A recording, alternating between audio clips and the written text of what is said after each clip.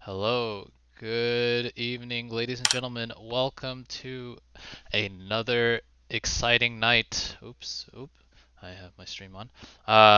Welcome to another night of exciting League of Legends presented by everybody over here at Do It Big.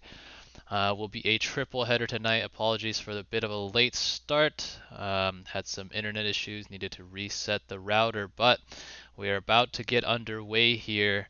Um, for game one of the night between Chili's Angels and Team Strag. We'll be joined tonight by Clovis. Hello, Clovis. Been a minute. Clovis. Yeah, I'm Oh, here. there we go. All right, cool. How are you doing, Roger? I am doing It's an well. excellent Sunday evening, a perfect time to enjoy some League of Legends. Indeed, I am doing well. I can't wait for tonight's games. So, yep, gonna check in with both teams shortly, and we'll see if the lobby is up, and then we're gonna get rolling very, very soon. While you set that up, I'm just going to run us through our schedule for tonight. So, kicking it off at 7 p.m. Pacific time, we're going to start off with Chili's Angels versus Drag.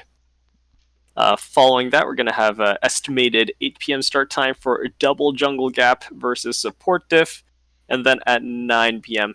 Pacific, we're going to have Strag versus Andyland to close out. Which means that Team Strike is going to play 2 games tonight.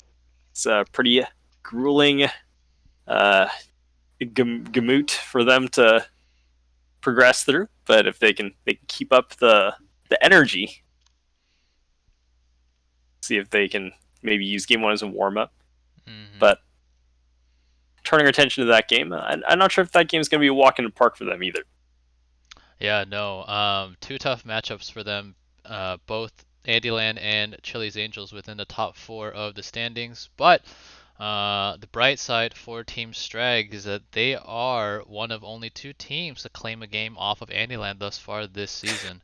So Yeah, let's see flashbacks if they can to maintain their 100% win rate. flashbacks to that literally massive Cho'Gath uh, that needed every last one of those 13 feast stacks to get the last auto hit on that Nexus to claim victory in their first matchup. But before that, they do have to go up against Chili's Angels, who are no slouch themselves. Chili's Angels going to be the first team of the three here that are all tied at 6-4 to try to separate themselves from the pack. Chili's Angels currently in a three-way tie with Hapuma Matata and Pokecard. So going to be vying for that all important second seed and bye in the first round of the playoff stage. Yeah, something I think that was a big surprise to me, Rogers, to see how close the standings have become. I think by the end of the first split, there kind of looked to be a clear like head of the pack, so to speak. We had Andyland, Chili's Angels, Pokecard, all tied for first place, and now we've seen first of all Andyland really heavily differentiate themselves, taking that 8-2 lead quite convincingly. But Mm-hmm. also, Chili's Angels, Apuma Matata, Pokecart, and Support Diff are all within spitting distance of each other. And Mm-hmm. that's going to be a really big deal because I believe it's top four, right, are going to be entering the playoffs. Top six, top six. So Top top six. Oh, two, okay, okay. So we so got a top little two bit of seed. wiggle room. Yeah, top two All seeds will right. get buys though. So, Oh, okay, okay. yep. So Um, that's still pretty contested, and I think it's definitely not within out of the question at this point for any of these current bottom two teams to slip in into fifth and sixth. So everyone's going to be fighting for their spots right now. I think Indiana's going to be pretty comfortable at this point with securing a lead, but I think for every single one of these other teams, it is playoff spots in contention. definitely. All right. I'm gonna hop into their Discord channels, do one final check-in, and then hopefully we'll get the lobby up and rolling as well. So I'll be right back. Things I want to bring Hello, up. hello, hello, hello. Yo. You guys Hey, ready? Roger. As ready as we'll ever be. Any chance you guys have the lobby made? Or is the lobby up? Uh, I on can it. make it real quick. Give me a second. No, Or hold on, why hold on, not? hold on. I see that Ryan's is already creating a custom, so maybe they already have the lobby set up. So I'm gonna check in with them real quick. Okay, thank you. Hello, Like it's so gamers. scary. Hi. How's it going? It's going well. How are you? Doing well. I'm excited for tonight's games, but I'm curious. Do you guys have the lobby set up by any chance? Yeah, we're already in. Can I get the invite? Yes, sir. Where are you? Hey, nice. Okay, and I'll get them in here Cool, cool, very, cool. very soon. Let's get this show on the road. Yes, yes, yes, yes. All right. Looking forward to see who you guys send up tonight as well. Okay, thanks. Okay, so lobby is up. Clovis is in here. We're gonna get the rest of Chili's Angels rolling in here as well. Just a touch back on what we were discussing earlier, Clovis. Um, just kind of the general trends of some of the teams here in the second round robin. Both Chili's Angels and PokeCard are on a bit of a downturn, in my opinion. Chili's, they're both in the second round robin thus far with 1-2 records. If I'm being completely honest, PokeCard really should be 0-3 following last night's crazy comeback win over Double Jungle Gap. But yeah, they were losing for 96, 97% of that game. So really got to pick things up here. Meanwhile, for Chili's Angels, thus far in the second round robin, if memory serves, they've lost to Hapuma Matata and Andyland and have won versus Double Jungle Gap. So will be interesting to see here if they can even up their second round robin record at 2-2, and again move themselves away from the middle of the pack here. Yeah, I think something I'm going to be thinking about today for all three of these matches actually is this kind of idea of resilience. We saw from our games yesterday that anything can happen on Do It Big, Mm-hmm. and just because you are behind does not mean you are up and out. And I Definitely think not. one thing we're going to see is these teams start to become more synergistic. They start to become cleaner. They Mm-hmm. start to have really refined strategies. I think these matches are going to become more and more competitive, and the standings really reflect that. I think what we're going to see is that the teams that are successful from this point on are the ones that can keep it together and hold it together even when they're behind. Yep. Anyone can play from ahead, that's easy. But knowing how to recover a difficult or challenging game state, how do you stall the game out, how do you play to scale, and still be confident to take those risks and try to claim the game back, I think those are the teams that are going to be really shining for the rest of this tournament. Yeah, I 1000% agree with you. This is a marathon, not a sprint. Even after this triple header wraps up, each team will have at least 3 to 4 more games to play at the minimum. So, although after this week we'll have a good idea of the playoff picture, still plenty of opportunity for every single team to shake up the standings. Nothing is secured just yet. So it's really important, as you said, Clovis, for each team to kind of understand that they still have all to play for, regardless of whether they're sitting pretty right now or if they're a little bit struggling near the bottom of the standings. But okay, so since we have everybody in here, I'm not sure why Akuji and Amiza are lurking in the spectators, but hopefully they will join their team shortly. I'm going to ask for the interview candidates. So,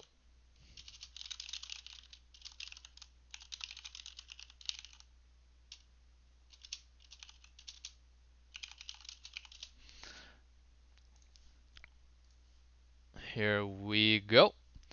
As you can see, Chili's Angels are on blue side, Strag are on the red side. And as always, our first interview is going to be with Kevin. Gonna get this night started on the right note. Let's see who Chili's Angels decide to send up in response. Ooh, not gonna come up as well. Ooh, okay. I don't always come up, but when I do, we win. Is that right? Is that right? Okay. Looks like Chili's Angels here. Gonna take a little bit of time. Hopefully we get a duel of the speeches here between Charles, Kevin, maybe even Nock. You can grace us with your eloquence. Okay. So looks like instead it will be Rahul. So Rahul going to represent Chili's Angels here on the interview desk. And as the blue side representative, Rahul, the first question will go to you. Thus far, we've seen a little bit of a shakier Chili's Angels coming out of the gates for the second round robin. Currently sitting at 1-2 in their 3 matches thus far. What do you think has been a little bit different for you guys, and what are you guys going to be looking to change to kind of round back into the form that saw you guys go 5-2 in the first round robin? Yeah, sure. So, I think that in our games, we had some technical difficulties that unfortunately impacted people's performance. And as a team, we could have improved our communications to sort of work around that. And so that was one of the good things we talked about after those games. Gotcha. Yeah, how to stay balanced in those situations. Mm-hmm. The other thing that's worth calling out is that teams have. I think we were one of the earlier teams to gel. In the tournament, and so we got to play like really straightforward team fight compositions and punish teams that didn't have their comms sort of in check. But I think by now in the tournament we've reached a point where people are, have sort of equalized in that sense. So the same. I think that the competition feels a lot tighter right now, and you see that, right? We've got 2 and 3 at 6 and 4, right? Chili's Angels and Napoom, and a Pokey Card as well at 4. So it's a great tournament. Yeah, no, definitely. I think it's a credit, not a discredit to you guys, but a credit to the rest of the teams here for really picking up the ball that I think you guys really started rolling with. I think you guys have set the standard here for a definite clear play style that other teams have been trying to emulate. So I think big credit to Rahul, who I know does a lot of work for Chili's Angels in terms of drafting. And to the team themselves for really setting an example for the rest of the league. Meanwhile, speaking of setting examples, joined here by the pair of Nock and Kevin, Miss Killer and Anuheya, representing Team Strag, who have really set the standard for how interviews should be conducted. So, our first question, should we talk to Nock or Kevin first? Kevin, who? Of course, it's always the baddest first, and then I always give it off to my lovelies afterwards. So hit me with it, Roger. Okay, well, Kevin, unfortunately for you guys, I keep saying this, but unfortunately, but you guys did end up taking 2 losses in your games last night, but I think what we've seen coming out from Team Strag is the David versus Goliath mentality. You guys are giant killers, but not so necessarily so good at slaying the smaller fry. But when you faced against the Titans that are Andyland, and I guess Apum Matata are on a bit of an upswing as well, you guys can really turn it on. So up against Chili's Angels, who have thus far had a very successful season, are we going to see that Giant Slayer buff get activated again? Yes, of course. Who doesn't love a good comeback story, right? The Mighty Ducks, you already know. Rocky, these are blockbusters, critically acclaimed movies, and we are a critically acclaimed team. Yes, of course, we are under a microscope, but I'm very flattered. And of course, I have the lovely Miss Killer here to tell you more all about this mentality that we are going to have going through. Hit him with a knock. Yeah, dude, Rahul, I really like your messaging. It's a messaging of it'll be great when you talk about how you lost. But I'm gonna give you a poem right now because I just came up with it because I was so moved by your thing, Rahul. We're gonna take you to school. We got some teachers, and I'm a preacher. And I just can't wait to see you in the classroom, baby girl. Because when I see you get in the to class. Yeah, dude. Mm-hmm. We're gonna be the bell has rung, Rahul. Grab a late pass. So. Holy shit! Oh man, okay. Oh yeah, and this type of teaching, we're in Asia. We get to hit the kids. Yeah, Oh I got my yardstick ready for you. I got pow right on your board. I think we called it capital punishment. Ooh, with a capital K for Kevin. Ooh, okay. So get ready for this shit. All right. It looks like Team Strag gonna take Chili's Angels to Asian school here. I'm gonna go throw it back to the days of capital punishment. Indeed, should be fun. Let's see if they can exact that on the Rift. We're gonna get going here into the game itself. So good luck to all of you. And when you guys are ready, just hit that start button. Okay. Ready? Thanks, Roger. Thank you All right. guys. See ya. Thanks, Clovis. See you guys. Peace. All right, fighting words coming out from both teams. What are you hoping to see from this game, Clovis? Yeah, out of this game, I think I would actually really like to see if Team Strag can pull out an advantage from the laning. If you take a look at Chili's Angels and the kinds of games they succeed in, they have a really strong mid game and they have a strong team fight. But Yep. if they enter the mid game a bit at a deficit or too far behind economically, that's when their map can start to fall apart, and then they keep forcing these team fights that don't really make sense. Yep. So I think if Team Strag can really keep it together in the laning phase and kind of just present an individually stronger early game, they might be able to transition that and convert into a mid game victory, and with that run away with the game. So Yep. pay attention to laning phase of this game. Yep, I 1000% agree with that. We have a really good reference from Chili's Angels last game up against Apuma Matata. Apuma Matata able to secure lane advantages in both top and mid. And Chili's Angels were able to find a good fight around their signature Dragon Pit, but in the end, they just lost so much in terms of global gold from towers that the second time around, fighting at a 7,000 gold deficit means that no matter how good you are at team fighting, you are just going to get out golded by the other team. And they were eventually ran over by Apuma Matata. So if Team Strag can race out to that early gold lead, then any difference in team fighting can be made up for by the power of money, really. Yep. Unfortunately, League of Legends is not too dissimilar to real life, where money can get you the solution to a lot of your problems. Yep. It doesn't fix everything, but definitely makes things a lot easier. And so it is in League of Legends. I think especially in kind of like the items arms race, we see these teams, pretty much none of these teams are interested in declining fights. Now that I think about it, I think Andyland is the closest to a team that is willing to trade objectives and play the cross map. But I think a lot of these teams just really like to challenge and fight. And what we see is that teams get behind, they keep fighting, they dig themselves deeper in the hole, and then Right. the game closes out.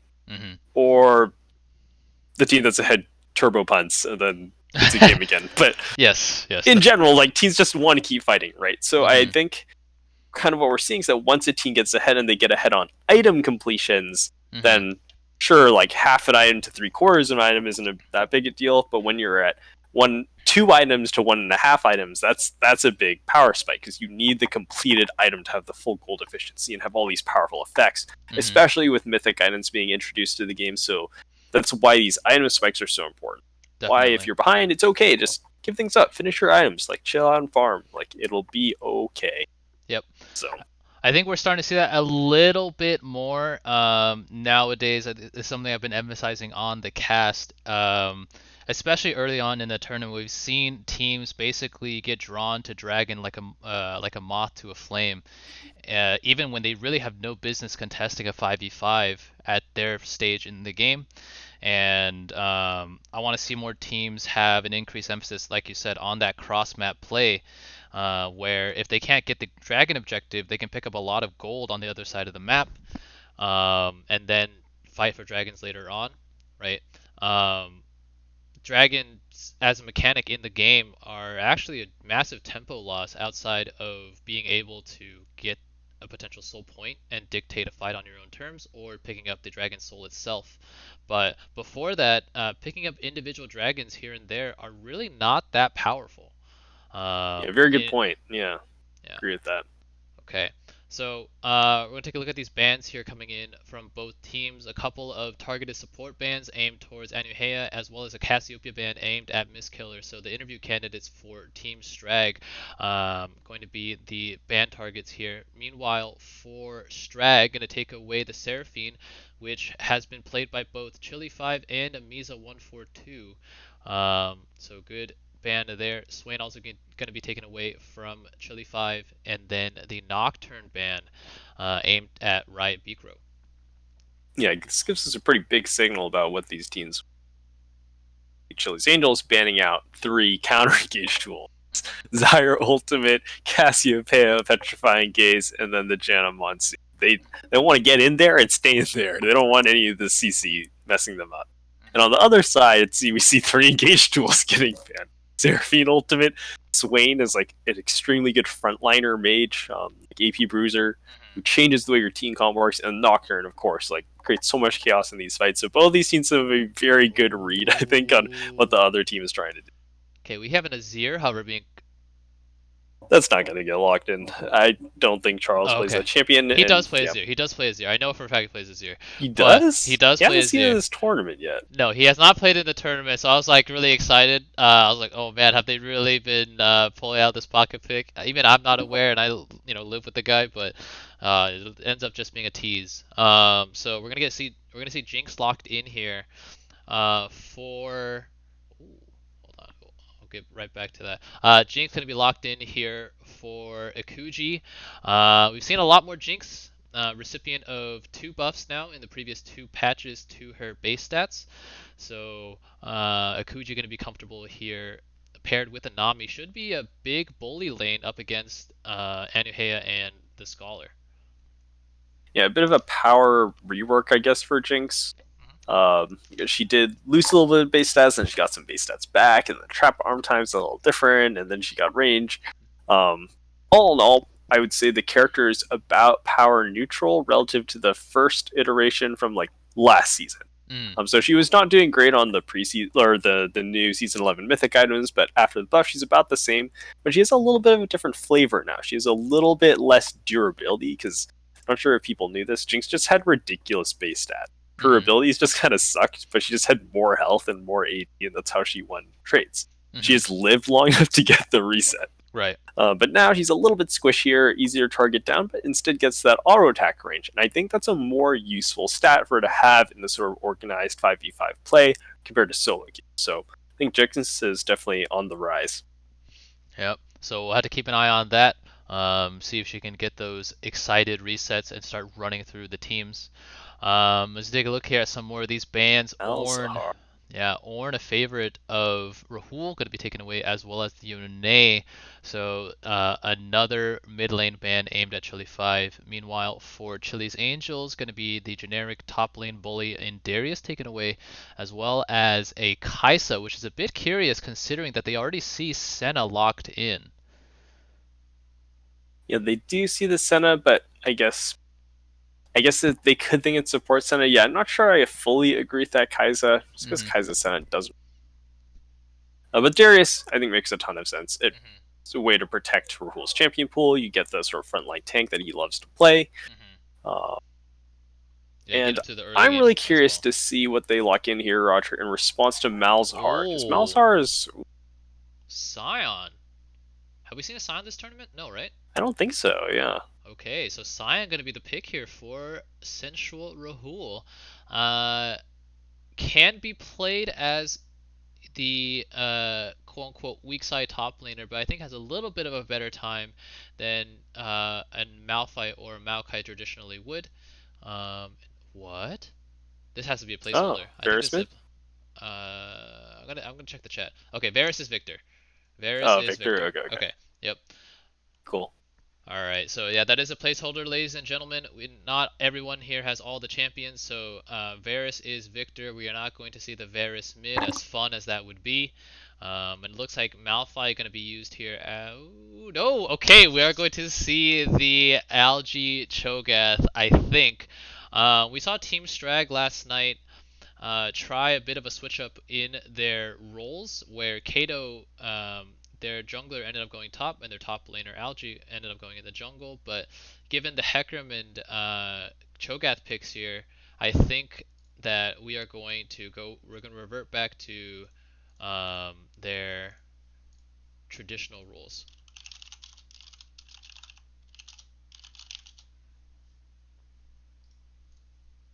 Oh my Victor, I think, makes a lot of sense. It's a pretty safe, strong matchup in Mousehar. You have really high quality clear. Can kind of sort of negate that pushing power that Mousehar can have. You do need to watch out for the gank support because Mousehar ult will kill you if you're Victor. But overall, I think a slightly Victor favored match. Another thing to keep in mind is that I think the Mousehar pick is really great. You will be able to pick up that Leandry. You will be able to pick up ways to shred through those tanks, give them a little bit of extra sustained damage. And that's going to be really useful for cutting through this Dr. Mundo and now this Scion. You're getting... Oh. Okay. We're good. Alright. We're ready to roll here. Okay.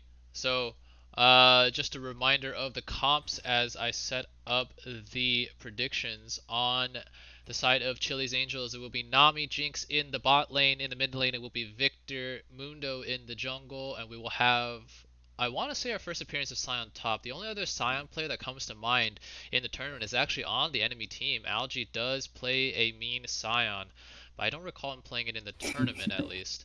So we'll see how that goes.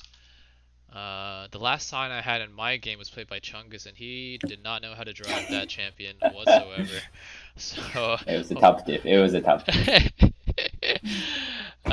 Meanwhile, for Team Strag, going to be the Cho'Gath in the top lane, Hecarim in the jungle. We'll have Malzahar in the mid lane, and the lore, not really duo, but enemies in Senna and Thresh gonna work together in the bot lane. Well, I mean, you gotta get those souls, so... Yeah, we're gonna see Yes, a you have a lot little bit of of soul synergy. little orbs just kind of flying around from dead minions and such. So keep an eye on the ground here. It will be littered with both Thresh souls and those Senna Mist Wraiths. Okay, ladies and gentlemen, with both comps officially confirmed here, as you guys already know, it is time to spam your channel points and put them up. See if you are the smart investor tonight. We'll have 3 games for you guys, so maybe you can portion out your portfolio or just go all in every single time and win big. Put up those channel points. Alright, now I'll ask for both of your predictions very soon, but I do want to, I want to give our Twitch chat, our viewers, some time to make their own decisions, and then we'll have our expert analysis come through as well. Maybe sway some last minute money moving back and forth. Okay. We also have a couple of Prime subs as well. So thank you to Daddy No Chill, Ryan, appreciate it, and Rahul with 2 months. So with the sub as well, I appreciate it. Yeah, going to be an Poggers match. Should be lit. Yeah, one thing I'm going to be keeping my eye on, Roger, is this Malzahar, Hecarim, Senna combo. Because I'm actually really liking this Team Strike draft. They secured the red side counterpick. They get Cho'Gath into Scion. It's not like a brutal counterpick, but it's a slightly favored matchup for Cho'Gath just because his Q and his Scream are both really obvious to land on Scion when he stands still charging his Q. So Valjee's played the matchup, and if he plays both characters, he certainly has, should be able to cancel the Scion, get a lot of counter pressure. Yep. Secondly, every time Hecarim is near mid after Malzahar is level 6, if Victor's not careful, he's going to get Flash Malzahar ulted, Hecarim's going to punch him, and then Sentinel ultimate is going to fly across the map and do 200, 300 damage. So Victor is going to have to be super careful this game because of the threat from all this setup CC, all this follow-up to capitalize on the Nether Grass. So keep an eye on that mid lane and see if Chili can mitigate that with safe wave clear or if he gets exploited by the early Hecarim pressure.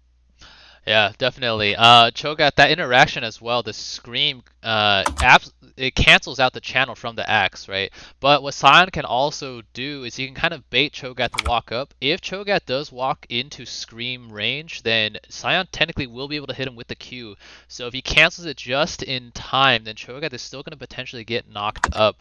So that is always the thing with Scion, is he challenges you to cancel his charged Q, but if he releases it just before any potential CC would interrupt it, it could spell a bad time for the enemy laner.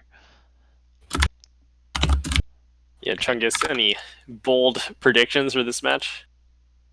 I think mid lane and bot lane scale better on Chili's Angels, and they have double super tanks. So I like Chili's Angels comp a lot actually. The Jinx actually late game even sent at what like 120 stacks. Jinx can definitely compete with the new range buffs on the Q. So and Victor will be doing more than the Malzahar. I like Chili's Angels comp a little more.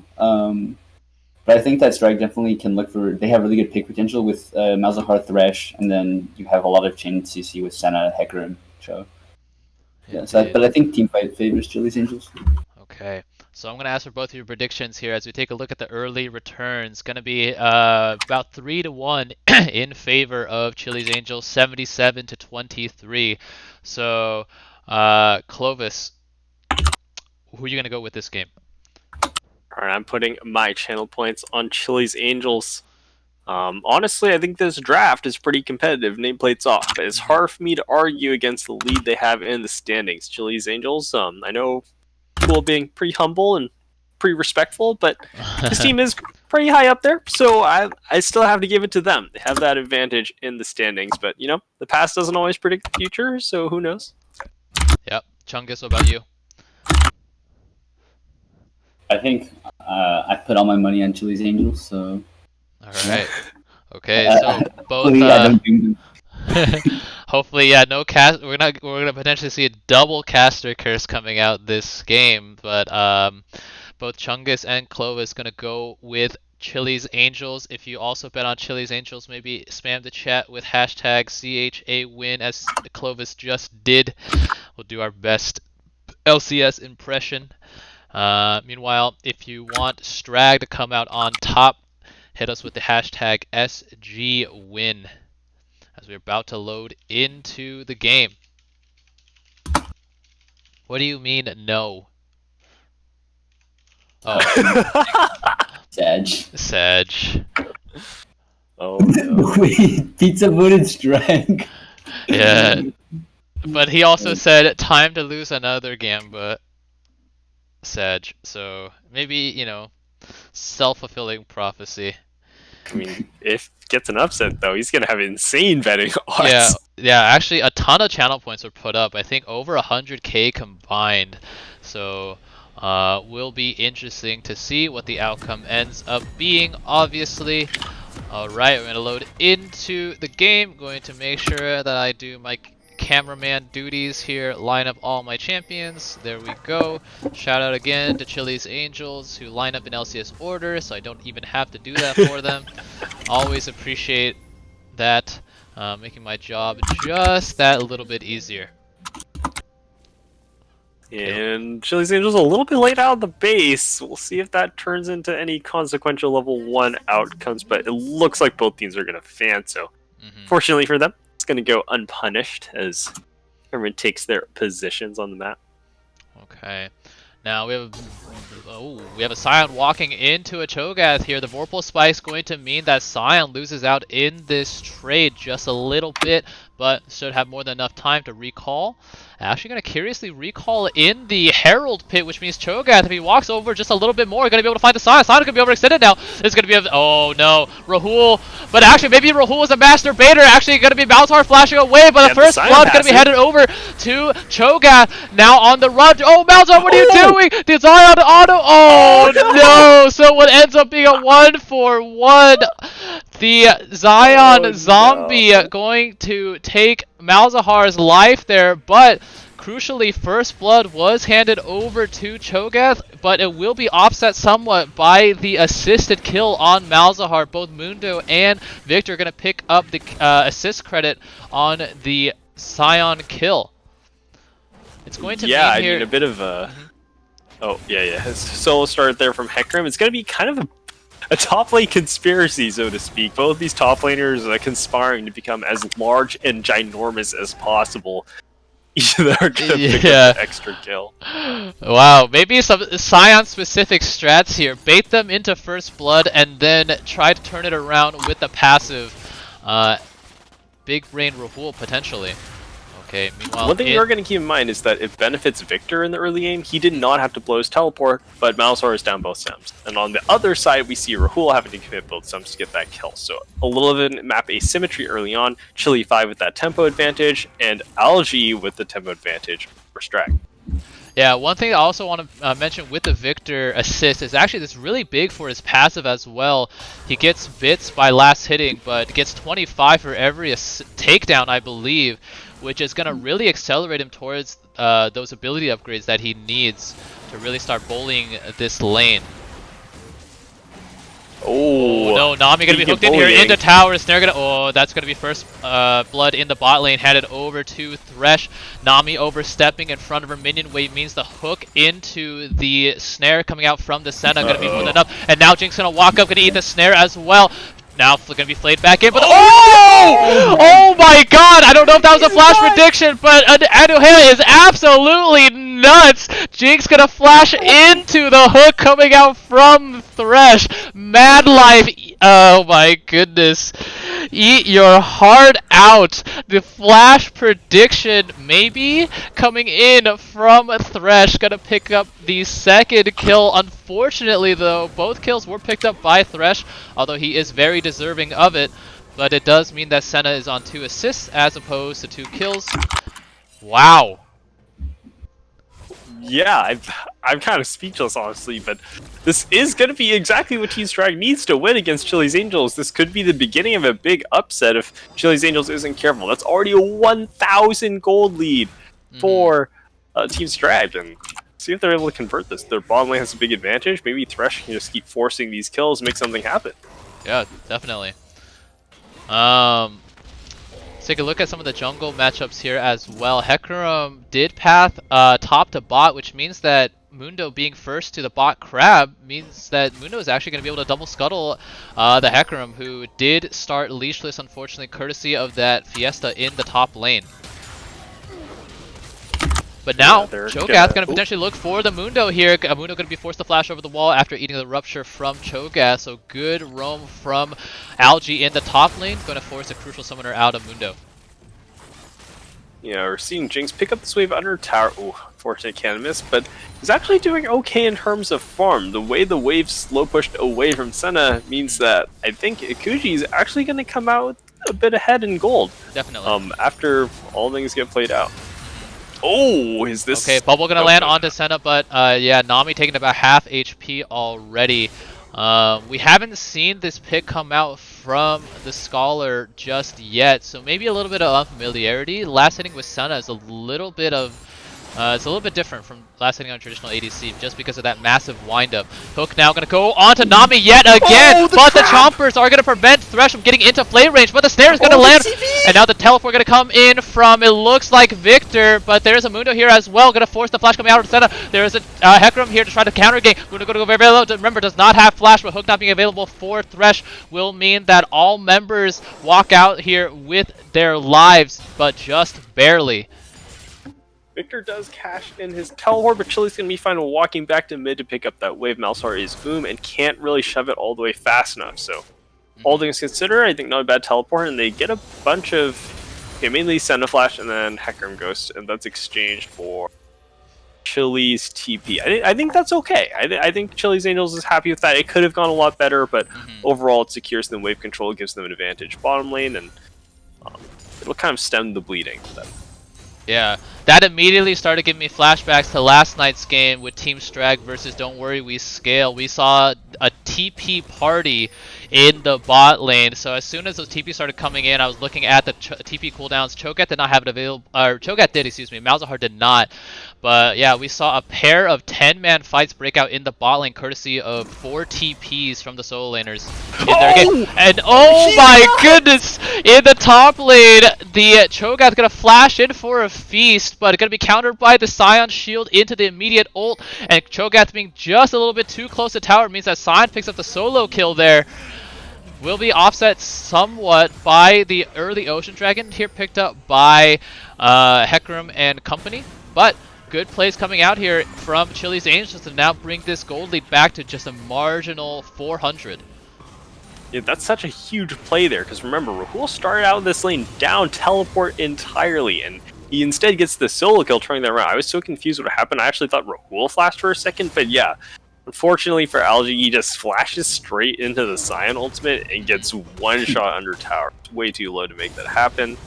It's gonna just be both tanks farming again, I think, but who knows, maybe Rahul can pull something out again. Because I didn't think solo kills are supposed to happen in this matchup.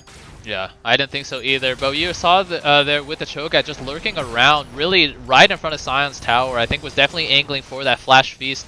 But Rahul, well aware of the impending danger, able to hit his shield just in time, and then knock up the Cho'Gath under tower. That being said, Cho'Gath being back to lane first with the teleport will mean that he gets a decent CS advantage. Should be leveled up a little bit as Sion picks his wave up under tower. But let's keep an eye here as well on the feast stacks for Cho'Gath. His first feast ultimately not going to result in the stack. Obviously use it on the Sion that did not die. So what do you guys think the final stack count is going to be for Cho'Gath in this game? Keep in mind it was 13 against Andyland. That was the final tally. Are we doing like an over-under situation, or like... How about you give us a number and I'll say over-under? Oh, I like it. I'm going to go ahead and say... 8. 8. I think over that. I'll take the push. I think it's going to be an even 8. Alright. Yeah. So, will be interesting to see here. We can potentially see one non-minion stack going to potentially come into play here, courtesy of the attempted Rift Herald here coming out from Team Strag. So, a reminder for the viewers, Cho'Gath gets a maximum of 6 stacks from minions. Everything else must come from a combination of epic monsters, champions, and hold on, going to be a gank here in the mid lane. First clip, we're going to go white, which means that shield is still active for the victor. Now going to eventually be popped. Ooh, but now the Mundo going to be undergrass, under tower. One more tower shot over the top. Hecker going to be coming in as well. Does not have the charge available. And now Malthar needs to walk out of the Chaos Storm. Should be able to do it. And meanwhile, Heckram's still going to be on top of this Victor. Victor going to be forced to flash out. The All-Star Shadows over the top. One more auto going to pick that one up. Heckram, though, meanwhile, going to eat 2 tower shots. But oh my goodness, it's the minions. Oh, not going to be enough. But there isn't. Oh, the Scion trade has no... Oh, it does have breaks. It does have breaks, but unfortunately it's going to break a little bit too late, which will mean that Heckram just walks the other way. Oh my goodness. In a battle of the trains, it will be Heckram that chews his way out of the mid lane. So close to another kill for the Mecha Scion. Is that my Scion drifting? Yes, no drift unfortunately for that side will mean that In his Cho'Gath... defense, it was blind in the bush. True. He didn't know where in the bush. Oh, Heckram was 1000%. That was going to be a crazy play either way. But it does mean that Cho'Gath, with the vacated Scion, going to drop Rift Herald, get a massive amount of plate gold as well. And so Scion now sitting on... or not Scion, Cho'Gath, excuse me, sitting on the Frostfire Gauntlet, courtesy of all that plate gold. Also did, I think, pick up a feast stack. Let me double check. Yep, did pick up a feast stack on the Rift Herald. So we'll have 6 more guaranteed if he has time to eat those minions. And then after that, you'll have to look to pets and enemy champions. And epic monsters for any more bulk. Ooh. Hook now going to land again, but now needs to be careful. Thresh wise to the issue of taking the hook over at the chompers. Did not do it a second time, so good learning experience for Anuhea on the Thresh. Yeah, one thing I hope Chili's Angel takes away from that experience is that they don't really need to make proactive plays here. Dr. Mundo getting a little confused on his champion identity. You don't need to go do something like Mundo Victor. You can't force a gank to happen. You can counter gank for sure. They overextend into you, then you can totally blow them out. But you can't really just walk under tower against Balzar Ultimate, no matter how tanky you are. Yep. Definitely not if you are Mundo at this point in the game. Only on Bami Cinder, so... Yeah, we also saw there as well the interaction between... Oh, hold on, going to be 3 Voidlings plus the Nethergrass over the top onto Victor. A couple more autos coming from the bounce on Military Vision's Call the Void. Going to mean a solo kill for Misskiller. 2 good friends here in the mid lane, dueling it out. Not going to come out on top over Charles there, which means that now Strag have prime positioning over the second dragon of the game, which is Mountain Dragon. So hopefully we will see Infernal Soul instead of Clown Soul this game. But we'll have to wait until this Earth Dragon goes down. It is Infernal Soul. Let's go. Okay. Well, I think with this Infernal Spawn, it's going to spell pretty poorly for our caster's channel points, Roger, because I think Chungus and I are both, pretty deep for. Yes, for you Chili's are. Angels. Oh man, the caster curse is real. This is why I wait for you guys' predictions until everyone puts, or at least we have some initial round of betting, so that we don't just immediately reverse the odds potentially with any caster predictions. But as you guys are saying, yeah, Team Strag having a wonderful game thus far, about 3,000 gold ahead, along with all neutral objectives in the game. Have Senna on the Kraken Slayer scaling option now as well. So will be fun to keep an eye on the stacks. Let's take a look while nothing's really happening at the Senna stacks thus far. Sitting on 29, respectable for the non-fasting version of Senna. The soul income going to be a lot lower than if she was not CSing. Meanwhile, for Thresh as well, he has his own stacking mechanic, although it's not nearly as impactful within the game. Has 37 souls, which translates to some extra AP and armor, if memory serves. Yeah, well, Team Strike definitely has the advantage right now. They're on these 2 dragons. They're up 3,000 gold. Is it over for Chili's Angels? Hold on, we have Scion zooming. Chungus? Oh, nope. Okay. So a little bit of the Chungus drift there coming in from Scion. I think maybe they were hoping that Cho'Gath was recalling within the bush, but Cho'Gath was actually recalling under tower. So yeah, anyways, sorry. Go ahead. Yeah, throwing it to Chungus. What do you think that Chili's Angels needs to do to get back in this game? I think they need to farm up. Their mid and ADC don't have the mythics yet, whereas they have good front line right now, but their carries and their damage is pretty lacking right now. So just trying to slow the game down, pick up dragons if they can, but really just trying to get 2 items on carries before trying to force any 5v5s and do that death ball like they normally like to do. Yeah, good point. Meanwhile, for Strag, all the momentum in their way, along with a couple of really good initiation tools in the form of the Hecarim Onslaught of Shadows. Malzahar has both Flash and Nethergrass available as well, so keep an eye on that. Meanwhile, Hook gonna land onto Jinx here, but there is a Mundo waiting in the wings, so Strag need to be careful. Teleport gonna come in as well from somebody, gonna be Victor. So let's see if anybody decides to counter here. Going to be Malzahar flashing in right on top of the Sunfield, however. Gonna be going to go very, very low. Victor gonna be trying to take this one down. On Shadow over the top, gonna mean that both mid laners gonna go down here. Cho'Gath now gonna teleport in as well, so is Scion. Everybody, it's a TP party in the bot lane. They're gonna go very, very low. Scion gonna be able to pick that one up, and now we're gonna get the rampaging zombie, but there's just as equally a big Cho'Gath up here. Scion gonna get knocked up here. Senna's still all the way away. Gonna be 4-4-3 in favor of Team Strag. Yeah, oh my god. Oh no, it's 4-4-2, isn't it? You're right. I thought Thresh went down in the midst of all that. So, ends up even looking better for Team Strag. Unfortunately, not looking so good for your portfolios, guys. But Team Strag here with yet another win in the team fight. They just love these TP parties in the bot lane, man. I don't know. We've seen it in their last game versus Scale, and now against Chili's Angels, just 10 members all in the bot lane, courtesy of the Teleport Summoner spell. But yeah, going to mean that now Senna as well going to accelerate into her Ginsu's power spike. Let's see how many souls. Able to pick up 40 souls now in that extended team fight. So does have the second range upgrade. Meanwhile, let's take a look at Cho'Gath. Oh yeah. Cho'Gath has a champion stack as well as an epic monster stack courtesy of the Rift Herald. So, looking like the over is going to be the smart bet here coming out from Chungus. So at least you were right on one bet so far. Yeah, something that I think is quite interesting is how a lot of these teams have been changing up their rosters. I believe Team Strike has shuffled a few of their players around. Miss Killer was previously in the AD position, if I'm right, and I think for Split 2, they're shuffling things up, and it looks like this model is a lot more successful for them. Yeah. I think they made the change relatively early on. I want to say somewhere in the middle of week 2 did Strag come up with that one, and then they had another more temporary switch yesterday where Kato started in the top lane, but I'm going to revert back to Kato in the jungle here.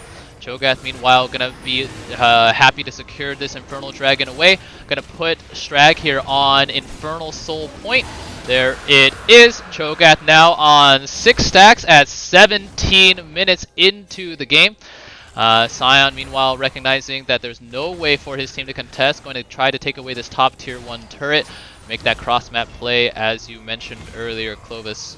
So still good stuff coming out from both teams, but will be interesting now with this soul point advantage to see how Strag tries to set up a potential fight in the Baron Pit in approximately 4.5 minutes. Yeah, they're going to be gearing up, and they will have a lot of control in this area, especially with Jinx on the bottom side of the map.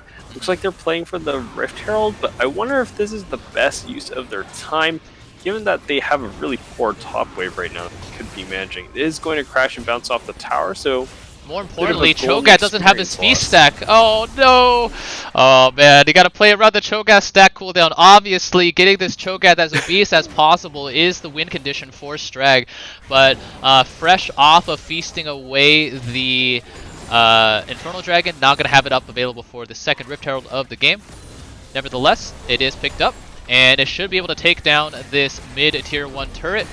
Might need just an extra auto or two coming in from the champion. Yeah, it should. Okay, yep.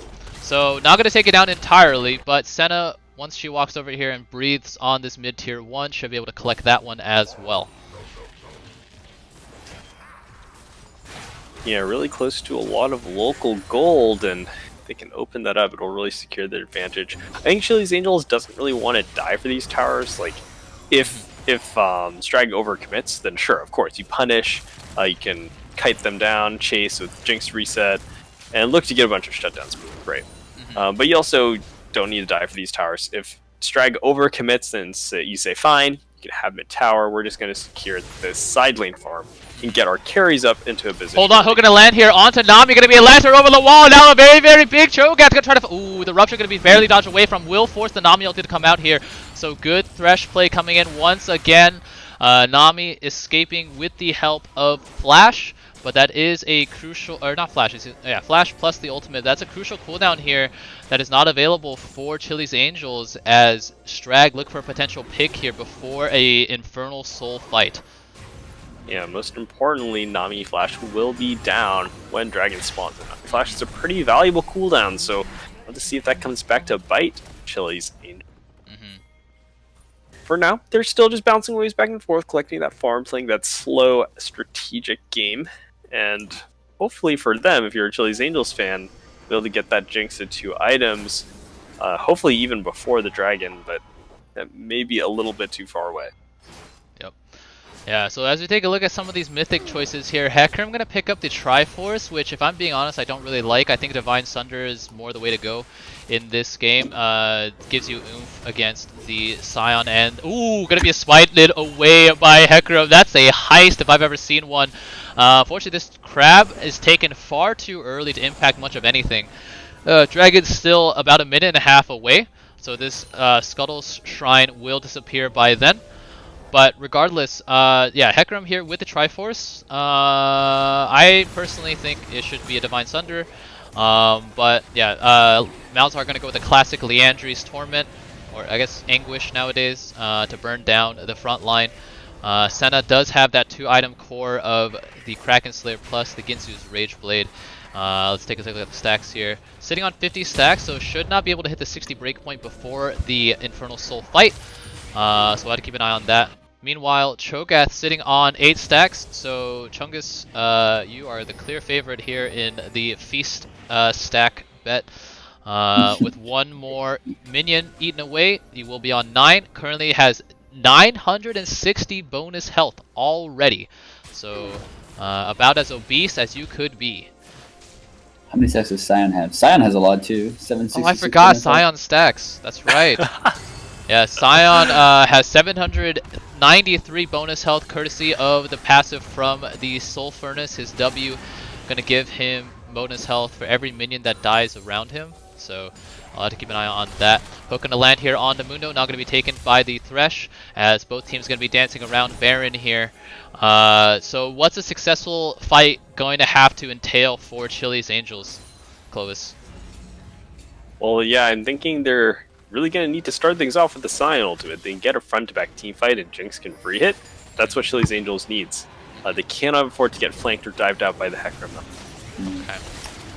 So, here we It's go. so hard to do this. Yeah, the dragon is going to get started here. Remember, Cho'Gath does have to feast. They're just going to go for the dragon here. Will be feasted away very, very soon. Yep, there it is. So Feast's going to be able to lock that one up better than any smite ever could. Senna, Dawning Shadow over the top, but Thresh is going to go very, very low here. Victor going to be going low as well. Hecarim's going to go golden against the Hecarim, but Hecarim now going to be able to find that. Jinx is going to go down. 3 members down for Chili's Angels thus far. Going to be the sign picked up. Will be a ace empowered by Infernal Soul, and should be translated to a Baron as well. Sion just going to stand there and give Senna some more souls, and wow, Strag coming out strong. Wow, what a team fight. A clean fight for them. Chili's Angels overextends a bit too far. They try to commit for the steal back, but they can't compete with Cho'Gath ultimate, and after that the fight just falls apart. They don't have the gold to challenge in the front to back, and Jinx lacks the damage, beat through the front line. And with that, it's going to be the double objective secured by Team Strag, and they're going to be very comfortable recalling, spending all their gold, and moving back out for their Baron power play. Yeah. I really like Team Strag's playstyle thus far with this Cho'Gath in the top lane, recognizing that their win condition is just forcing objective fights. You can't 50-50 a Dragon Smite when you have Cho'Gath lurking around who can smite it from about 12 to 1300. Yep, it does 1288 right now to jungle monsters, so yeah, gonna be better than any single smite. And unfortunately for Chili's Angels, they have to contest because it is Infernal Soul, and as soon as they picked up that soul, just so much damage output coming out from all 5 members is going to mean that they win any team fight. Yeah, they're gonna have a very decisive advantage from this point onward. I think Chili's Angels does have ways to outscale with Victor and Jinx, but against Infernal Soul, that is going to take a very long time, a time that I'm not sure they have available to them, especially because Senna and Malzahar are not exactly early game champions either. Not at all. So yeah, I think at this point we're just kind of waiting to see if Team Strag will overextend and throw, because that is an opportunity for Jinx reset to carry a fight. But if that doesn't happen, I think they're going to have a hard time resisting this Baron push here. Yep.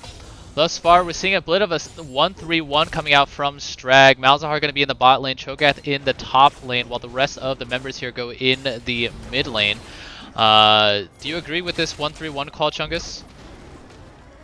I think Victor. I guess Victor has. Hold on! Yeah, oh my goodness! There's gonna be another flash into a hook coming out courtesy of Mundo.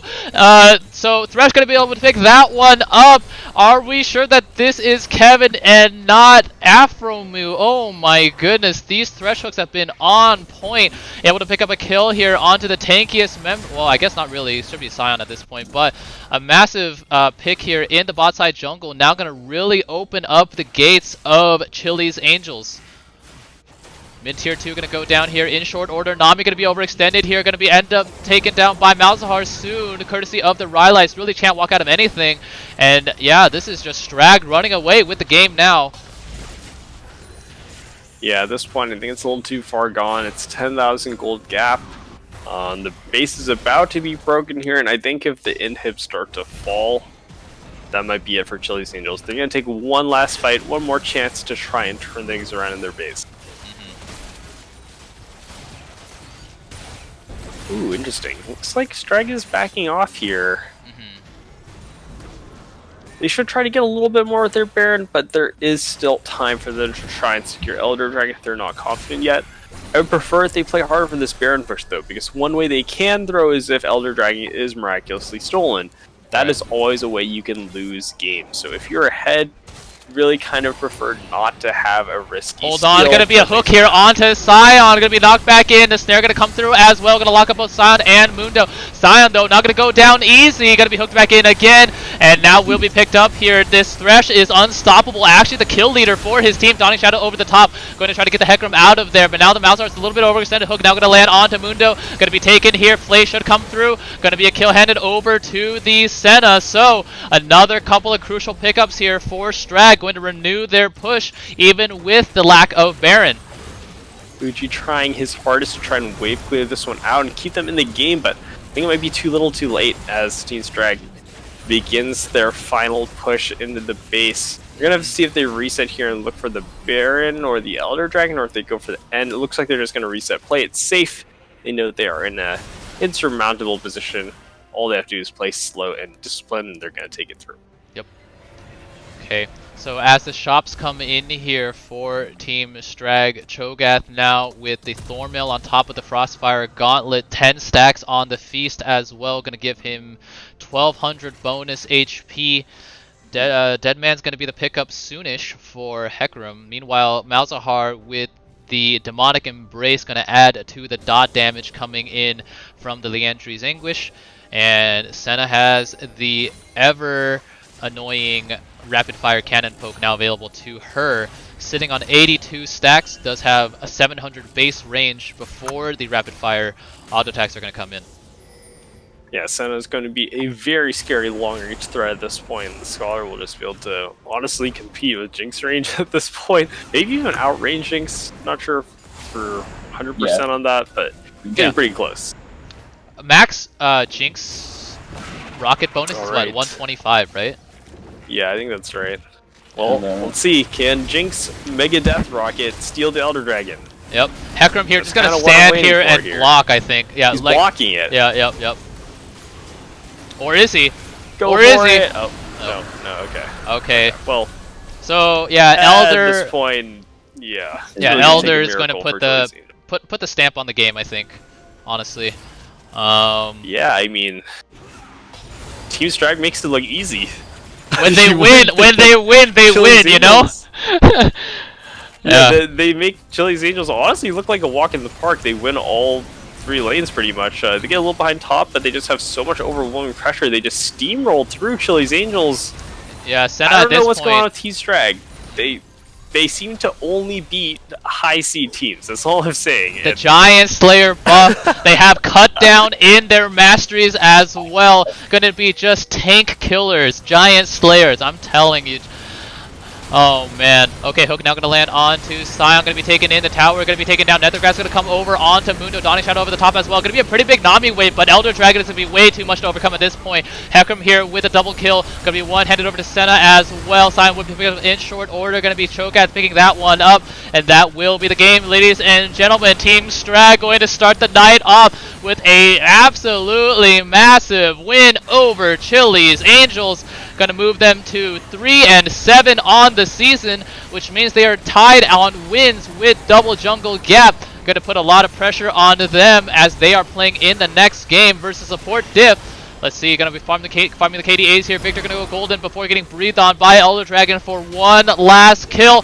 4-24, gonna be the final kill lead, but a conclusive win for Team Strag, and a massive payout gonna come through for all of those investors. Oh no, he won. Pizza, my boy. Turns out you didn't lose another Gamba. No Sag here. And look at all the Strag copy pastas coming through in the Twitch chat. Let's go. All right. So let's take a look at some of the crucial plays this game. It was a really weird start to the game, courtesy of an interrupted Scion recall inside the Rift Herald pit. But looked to be a potential bait here as Malzahar ends up walking into both Victor and Mundo before trying to kill this Scion. Hecarim gonna ghost in here to try to find the last hit. But now Malzahar is stuck in the pit, and the power of the Scion passive is not noticed by Malzahar, who ends up going down in the pit. But this early game, what a play coming out here from the Thresh in the bot lane. We're gonna take a close look at this one. It had everybody pogging out. Okay. So Nami here gonna go aggressive here for some poke, but unfortunately gonna stick her head out just a little bit too far in front of the minion wave. Will eat the first hook. Gonna mean that she goes down, and then just a little bit later. Here we go.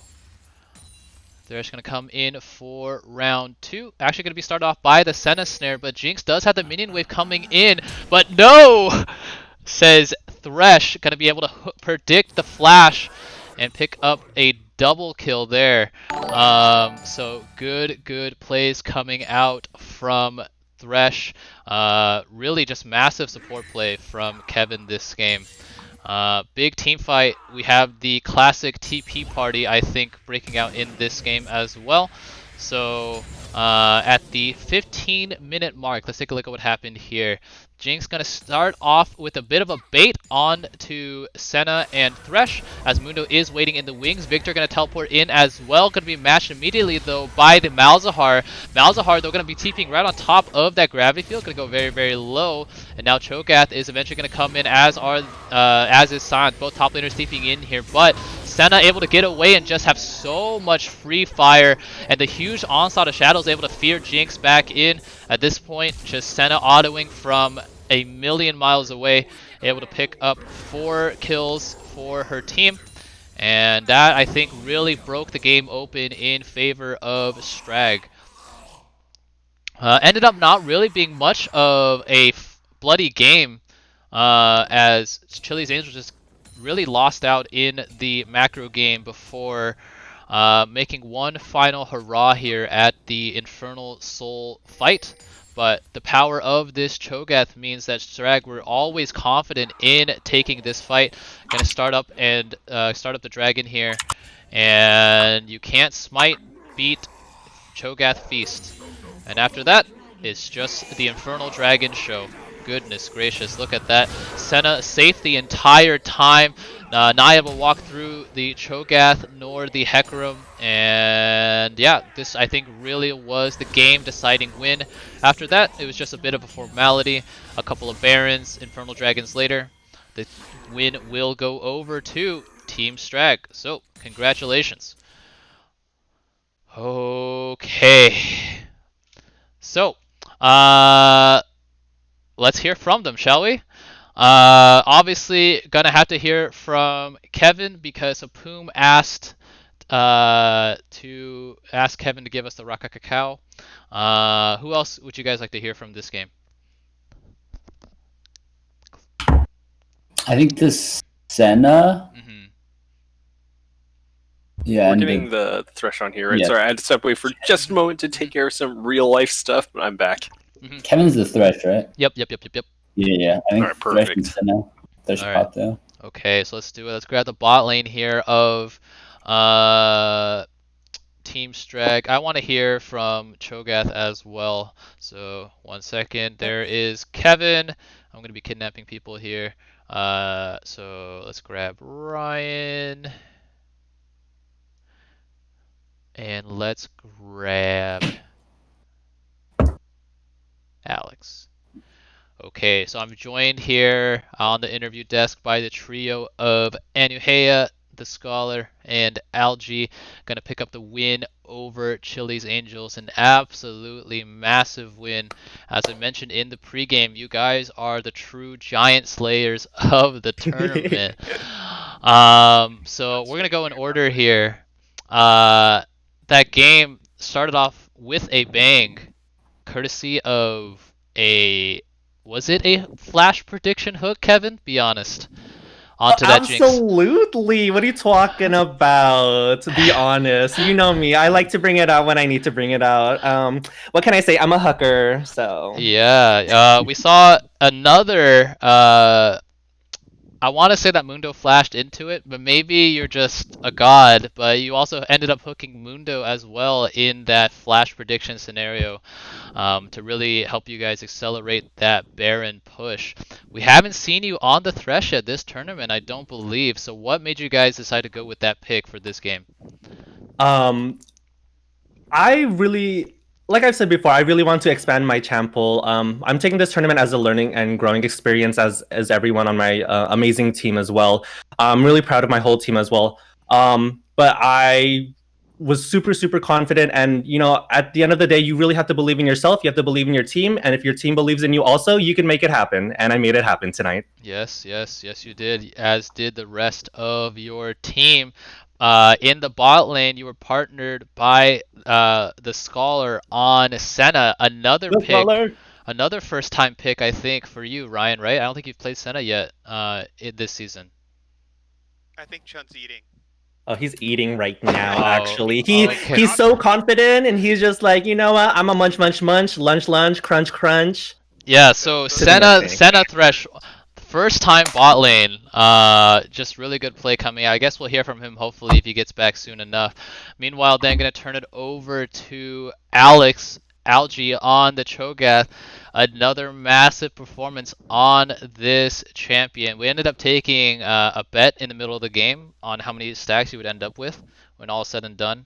I said it was going to be 8. Chungus said it was going to be over 8. I think you ended up with like 10 or 11, right? Yeah, it was pretty good. I kind of griefed early with like a attempted flash ult, but Yeah. it all worked out. Yeah, that was looked really funny. I'll tell you that. Dude, it was so juicy. I thought I could do it. It was all red. You saw the teeth marks over the health bar. Yeah. Yeah. Oh, I got it. But overall, it was a good game. Yeah, so what about Cho'Gath like just makes you really want to pick this champion? I kind of like it for our comp just because we tend to like to fight, and sometimes we're not on the same page. So I think it goes in and it can absorb so much damage, and also it makes like such a huge zone where Chun can usually pop off or like Knock can pop off, and it just you can't really ignore it either. Right. Like, if it's on your face, so it makes them a lot of resources to me, which I feel like gives everybody else a lot of space to do work. Yeah, I think it definitely did. A lot. Yeah, no, definitely. So, yeah, for the rest of the league, you got to be watching out for that Cho'Gath. I think. Dude, Wait, did you play Cho'Gath in your win over Apum Matata? I don't think so, right? But you did. Against Andyland, our very first win. I do know that. Yep, I remember. I'll never forget that because it went down to the last auto coming out from Cho'Gath. But yeah. Well, anyways, congratulations. Let's not wear you guys out on the interview desk too much because you guys have a potential revisit after your second game tonight versus Andyland. If we have anything to go by, it should be a dub for you guys. So we'll let you guys go back and get ready for that. Meanwhile, we are going to get ready for game 2 of 3 tonight. It will be between Double Jungle Gap and Support Diff. So don't go anywhere, ladies and gentlemen. Thank you, Roger. Thank you guys. Congratulations. Oh yeah, I forgot.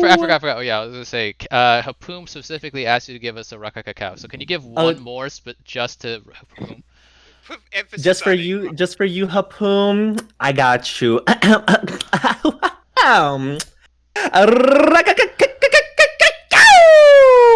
Oh man. For you, Hapumi. An extra sauce. All right, be careful, Kevin. He's 16. Don't get lost in the sauce. He's 16, Kevin. Get to class. You're late. Yes. The bell has rung, Hapum. Okay. All right. Okay, so I'm gonna check in here now with both Double Jungle Gap and Support Diff, and then we should get set up here for game 2. Once again, congratulations to Team Strag for picking up that game 1 win. All right, I'll be right back. Hello, gamers. Hello, gamers. How are you guys doing? Did you guys have fun watching watching that game? Did you guys watch the game? Strag. Kevin's fresh? Nasty? What? Holy shit. True. Are you guys? Do you guys have the lobby set up, or is the lobby up by any chance? I can do it. Okay. I think Belle's doing it. Okay. Yeah, I'm trying to find the code. Okay, I'll check in with Double Jungle Gap real quick as well and see if they have it up. But if they don't, yeah, if you could find that, that'd be good, Val. All right. Okay, I got it. Hello, 91,000 hello, hello, hello, hello, channel hello, points. hello, hello, hello, hello, hello, Jesus. hello. I just got 1,000 Are plus you guys channel ready? points. Yeah, we'd like. I think More we're ready ready than we for the could most ever part. be. We'd Okay. like it if the extra people leave, though. Yeah, you The guys rest have a of the fan club in here. yeah, man. Okay, but any chance you guys have the lobby made? I'm telling you, man, we can't access Battlefield. Like none of us can access Battlefield. Okay, no worries, no worries. I think Bao's got it covered then.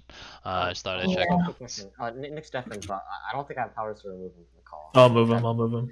Okay. All right. So, ladies and gentlemen, we are going to get ready for game 2 of the night. Let's take a quick look then at the big winners of that last prediction. So let's take a look here. Ooh, see details. Why can't I see more details?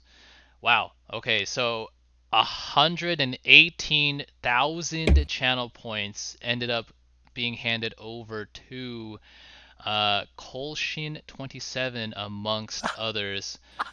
Just a massive, massive payout. What's so funny, what's so funny, Clovis? That's a lot of channel points, Roger. Oh yeah, it is. It's actually fucking insane.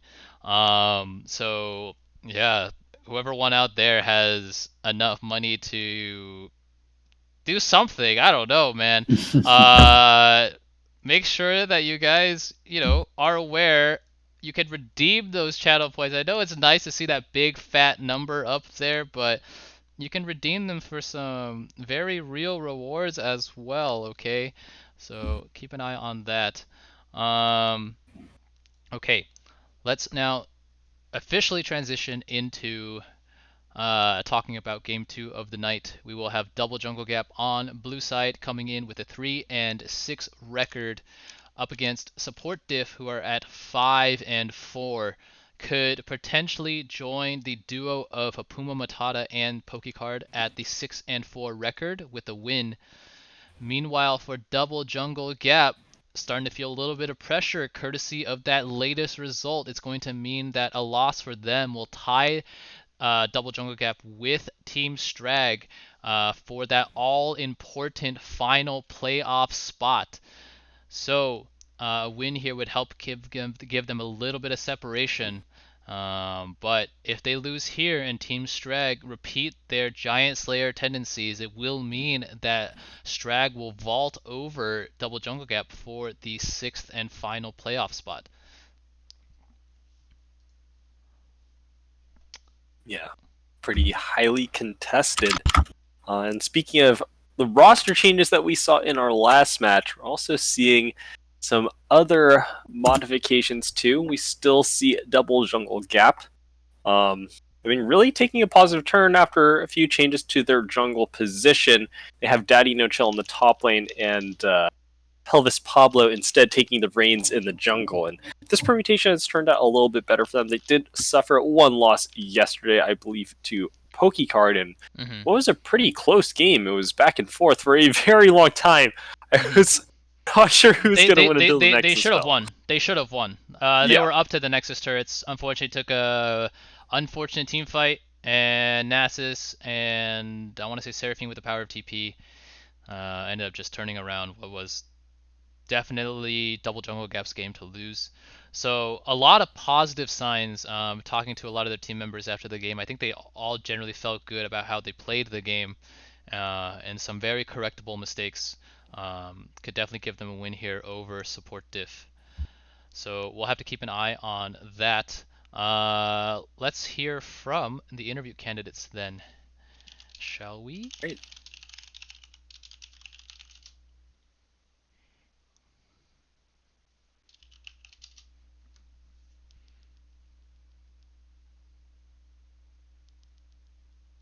Uh-oh. Uh-oh.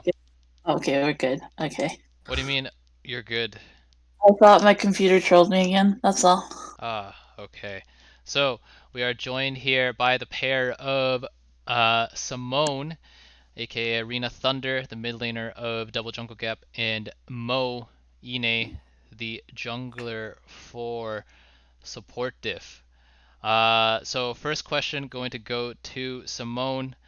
an absolute heartbreaker last night against PokeCard, but before that, I think a lot of positive signs coming out from how you guys played the majority of that game. So I just want to kind of get an idea of your guys' mental following that game and kind of leading into tonight. Dude, I got to play Verve. I'm fine. Okay. All Simone cares about is that she got to play Adivia. Let's hope that Support Div gives her that pleasure again.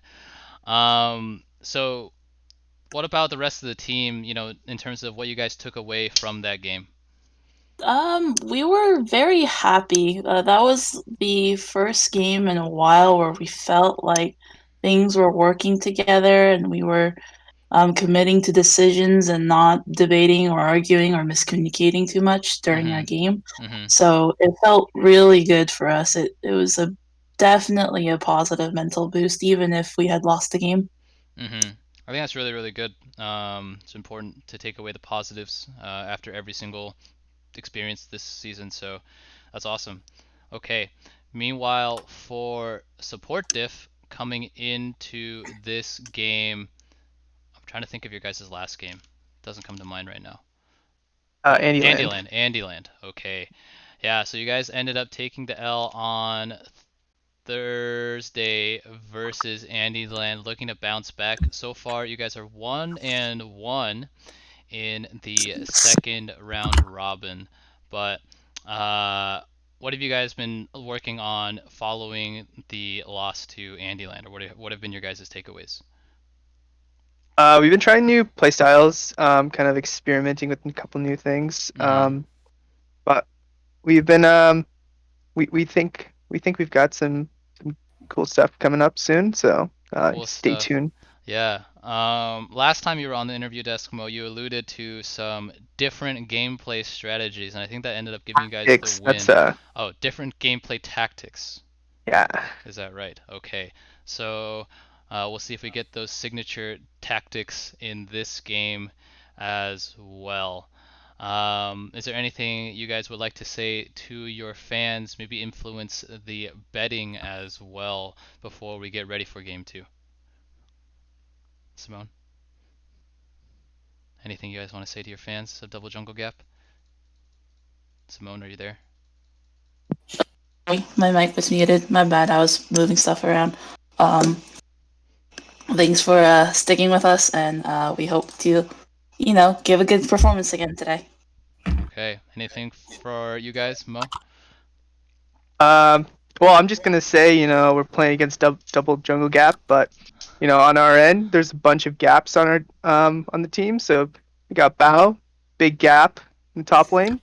We got Selena, big gap. Bot lane, Michelle, and Andrew, big gap. You got me. I'm a support, so I'm supporting my team in the big gap. So we might be called Triple Jungle Gap soon. So might be something. Ooh. Okay, so gapping gonna be the name of the game for Support Diff. Well, with that, I'll let both of you go back to your teams. Thank you guys for the interview. Good luck, and yeah, we can start whenever you guys are ready. Okay. All right. So coming into this game, Clovis and Chungus, who do you guys like? Well, to be completely honest, Roger, all my confidence has been totally shattered. So unfortunately, I'm not playing into a big tournament right now because I have no self-confidence to predict any outcomes whatsoever. Anything can happen. It's doing big. I don't know. Maybe PokeCard's gonna win this match for all I know, Roger. Oh man. Oh. You hear that, Strag? You guys have broken this man's mental. Do this. We're done making predictions. I'm back at 388 channel points. So oh no, Clovis is we're gonna have to build up our portfolio once again. Okay, well, hopefully the start of something new here. What about for you, Chungus? I already have experience losing all my channel points. I think it's a rare sight when I do win some channel points. So. I like Double Jungle Gap's game yesterday, and I hope they have a as fun and as entertaining of a game today. Yeah, I agree. It was definitely a fun game. A new playstyle too, or I guess a new pick in Kha'Zix that immediately afterwards was emulated by Don't Worry We Scale. So last night was defined by Kha'Zix. Let's see if Pelvis Pablo has any more tricks up his sleeve. Maybe some more tournament meta defining champion picks here. To really help lead Double Jungle Gap to hopefully not a near victory, but a complete victory over support Diff. Okay, we are officially going to roll into pick and ban for Double Jungle Gap. I would imagine the draft strategy is the same as it is for any team versus support Diff, which is to ban Swain and then a bunch of champions that Bao plays. Meanwhile, for support Diff, it's going to probably be the pair of Udyr and Hecarim taken away, and then after that, we'll have to see. Perhaps Simone was a little bit too happy about getting the chance to play Anivia, so that might end up being taken away. But it looks like a Double Jungle Gap going to get double jungle bans thus far. Hecarim going to make it 3 for 3. Yeah, speaking of the Double Jungle Gap. But no, it's going to be Simone's Anivia banned away. No burb for Simone. Not today. Sag. Okay. Should be then the Hecarim, I would imagine, picked up here for Double Jungle Gap. Yep. There it is. Yeah, I think what Simone really needs to do is that she should just learn more bird champions. Can't ban all of them. Gotta pick up Azir, Swain, Quinn. Yeah, Quinn. There's tons of birds, Simone, if you just dig a little bit deeper in the champion pools. Are there other bird champions? I mean, if you count Zaya and Rakan, they're kind of birds. Oh yeah, Zaya and Rakan. Yeah, I mentioned Azir. Yeah, we got Azir. Ashe has Hawkshot. Yeah, it's kind of bird themed. Galio. Other bird. Oh yeah, you can play Birdio. chicken. Yeah, Birdio. Yeah. A Phoenix Udyr is kind of like a bird. You're a bird a quarter of the time. Aurelion Soul can fly like a bird. True. Yeah. I think airborne that's it for me. Yeah. Oh, Fiddlesticks. Fiddlesticks has crows, which are also birds. Corki is in a plane. Planes are referred to as birds sometimes. It's a bit of a stretch. All right. I don't think I've ever heard someone call a plane a bird, Roger. Sorry. Wait, really? You kind of lost me on that one. Yeah, I haven't heard that one. Oh, what? Oh, yeah, like that bird in Is the that sky. it? Yeah. Oh, Yeah. okay, Like okay. no cap. I believe you. Okay. But with the burb taken away from Arena Thunder here, it's gonna mean that we're gonna see her Annie come out here. This has been another ban that we've seen teams take away from Double Jungle Gap. So maybe the Pyromaniac in the mid lane going to have similar success. Also going to be the Misfortune picked up here. Going to go in the hands of Me Yeezy, aka Gloria, the newest addition. Hopefully no more additions to Double Jungle Gap's roster. Knock on wood. But yeah, going to see here now what the pick. Ooh, so we have Seraphine locked in here for Double Jungle Gap, with the Lulu being locked in and their proclivity for putting Bao on a hybrid carry. I would imagine that this is going to be a Lulu in the support role, Seraphine in the mid lane. Could also be reversed with Lulu in the mid lane, Seraphine in the support role. But I think that's a pretty. Oh, go ahead, Roger. I was going to say I think Seraphine scales a little bit better with gold. Yeah, I think so. I kind of makes the most sense because you get that wave clear from Seraphine. So yeah, I agree. It's probably going to be Seraphine mid. Maybe if there's an assassin matchup though, you flex Lulu mid or something. But I think that's unlikely coming from Simone. I think we have that Annie in the mid lane for sure. Seraphine a great matchup with that range and wave clear advantage. Speaking of which, I think that Annie Misfortune is a great response into the Vayne Lulu you see, right? You know that they're going to play very Vayne centric with showing that Vayne so early on in the draft. Annie puts a ton of pressure on Vayne because she cannot outplay the point and click CC. Misfortune, a strong long-range lane bully, you can kind of suppress her early. So those damage threats are going to be really problematic for a support diff if they can't keep their one threat alive. Because it looks like really they need Vayne to do damage in this team comp. Yep. We still have a lot of options available for, well, I say a lot of options even though there have been 4 bans aimed at him, but there are options still available for Bao, and he will have the power of knowledge of nothing. What?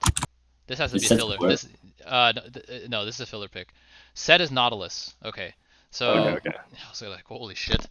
I was gonna say like no, set support is a champion. Like you can't play Yeah, support. it technically is a But yeah, I don't champion. think it's in this champion pool. Yeah. Also, Riot really hates set support in the sense that he used to have insane percent health scaling on his Q just through ranks, which meant he could build full tank. But now Riot is really trying to push the more AD heavy style set to really be rewarded, which has really hurt both set support and set jungle.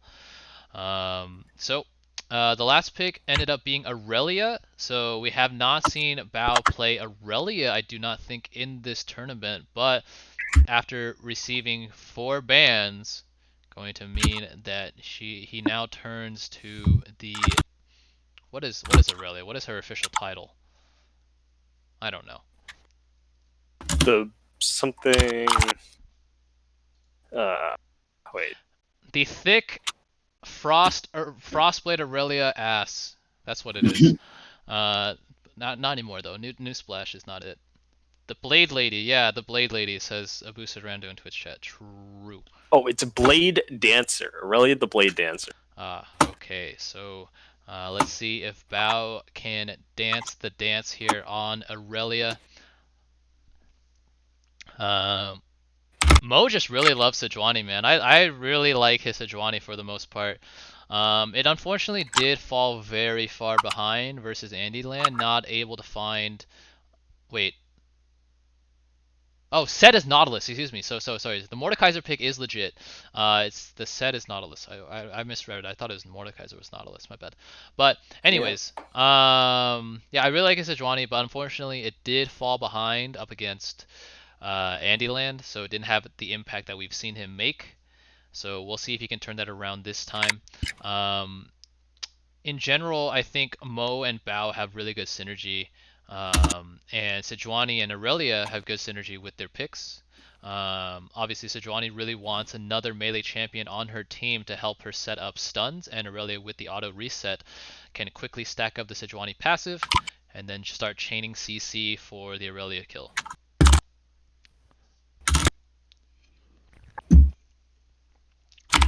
Yeah, I'm interested to see how this Aurelia pans out. They have their choice of counter pick in the red side last pick in the top lane. They opt in the Aurelia versus Mordekaiser matchup. I'm a little surprised. I'm sure it's a very good character for Bao, but Aurelia tends to thrive against ranged champions. She has a lot of mobility, but she doesn't really have the same amount of raw stats as a lot of other conventional breeders do, and raw stats is exactly what you need to fight Mordekaiser in the Death Realm. So I wonder if this is going to be a pick that pans out for him. He knows that matchup. Or if maybe Mordekaiser's just raw stats are enough to power through the Aurelia. Yeah. I think it's a decent pickup as well in a team fighting scenario. You can remove either the main tank away from the fight. You can remove the only real dive option in Aurelia from the fight to make sure that your backline has a lot more safety. But will be interesting to see who gets put in the Death Realm, and also it will be interesting to see if they decide to go with the QSS tax early on.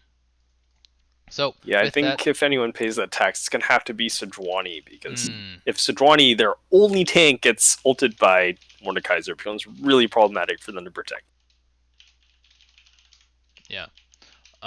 Okay, but with both comps locked in here, it's going to mean that the prediction is live. Maybe stay away from this one, Clovis and Chungus. But for the rest of you, put up those channel points, baby. As we take a look at these two comps for Double Jungle Gap on blue side, it will be Mordekaiser in the top lane, Hecarim in the jungle. We have Annie in the mid lane, Misfortune, Nautilus in the bot lane. Meanwhile, for support Diff, it will be Vayne Lulu in the bot lane, Seraphine in the mid lane, I would imagine. Sejuani in the jungle, and Aurelia top. So make your bets. Yeah, I mean, looking at the drafts alone, I do like Double Jungle Gap's draft. I think their composition is just way easier to execute. Mhm. They have all these strong engage buttons. They have Mordekaiser man side lane, MF ultimate, Nautilus ultimate, Annie ultimate. You're just a wombo combo comp. You blow them up. You have objective control. You fight. Mhm. And I think that's just been a really successful formula for a lot of teams in this tournament, is that you don't want to have something too complicated, right? Like, sure, like you can have this special counter pig, you have this split push, siege, vision, push tempo, whatever, right? But like, at the end of the day, all the teams handshake 5v5 at Dragon Pit no matter what their comp is. So if you're gonna do that, you might as well draft the best characters for fighting 5v5 in Dragon Pit. You know what I'm saying? Like, Yep. so I agree. do like Double Jungle Gap for that reason. Yeah. I think meanwhile for support diff, it is a show of comfort in a lot of their picks coming out here. We've seen Bot Mike Goo really come out really strong on Vayne.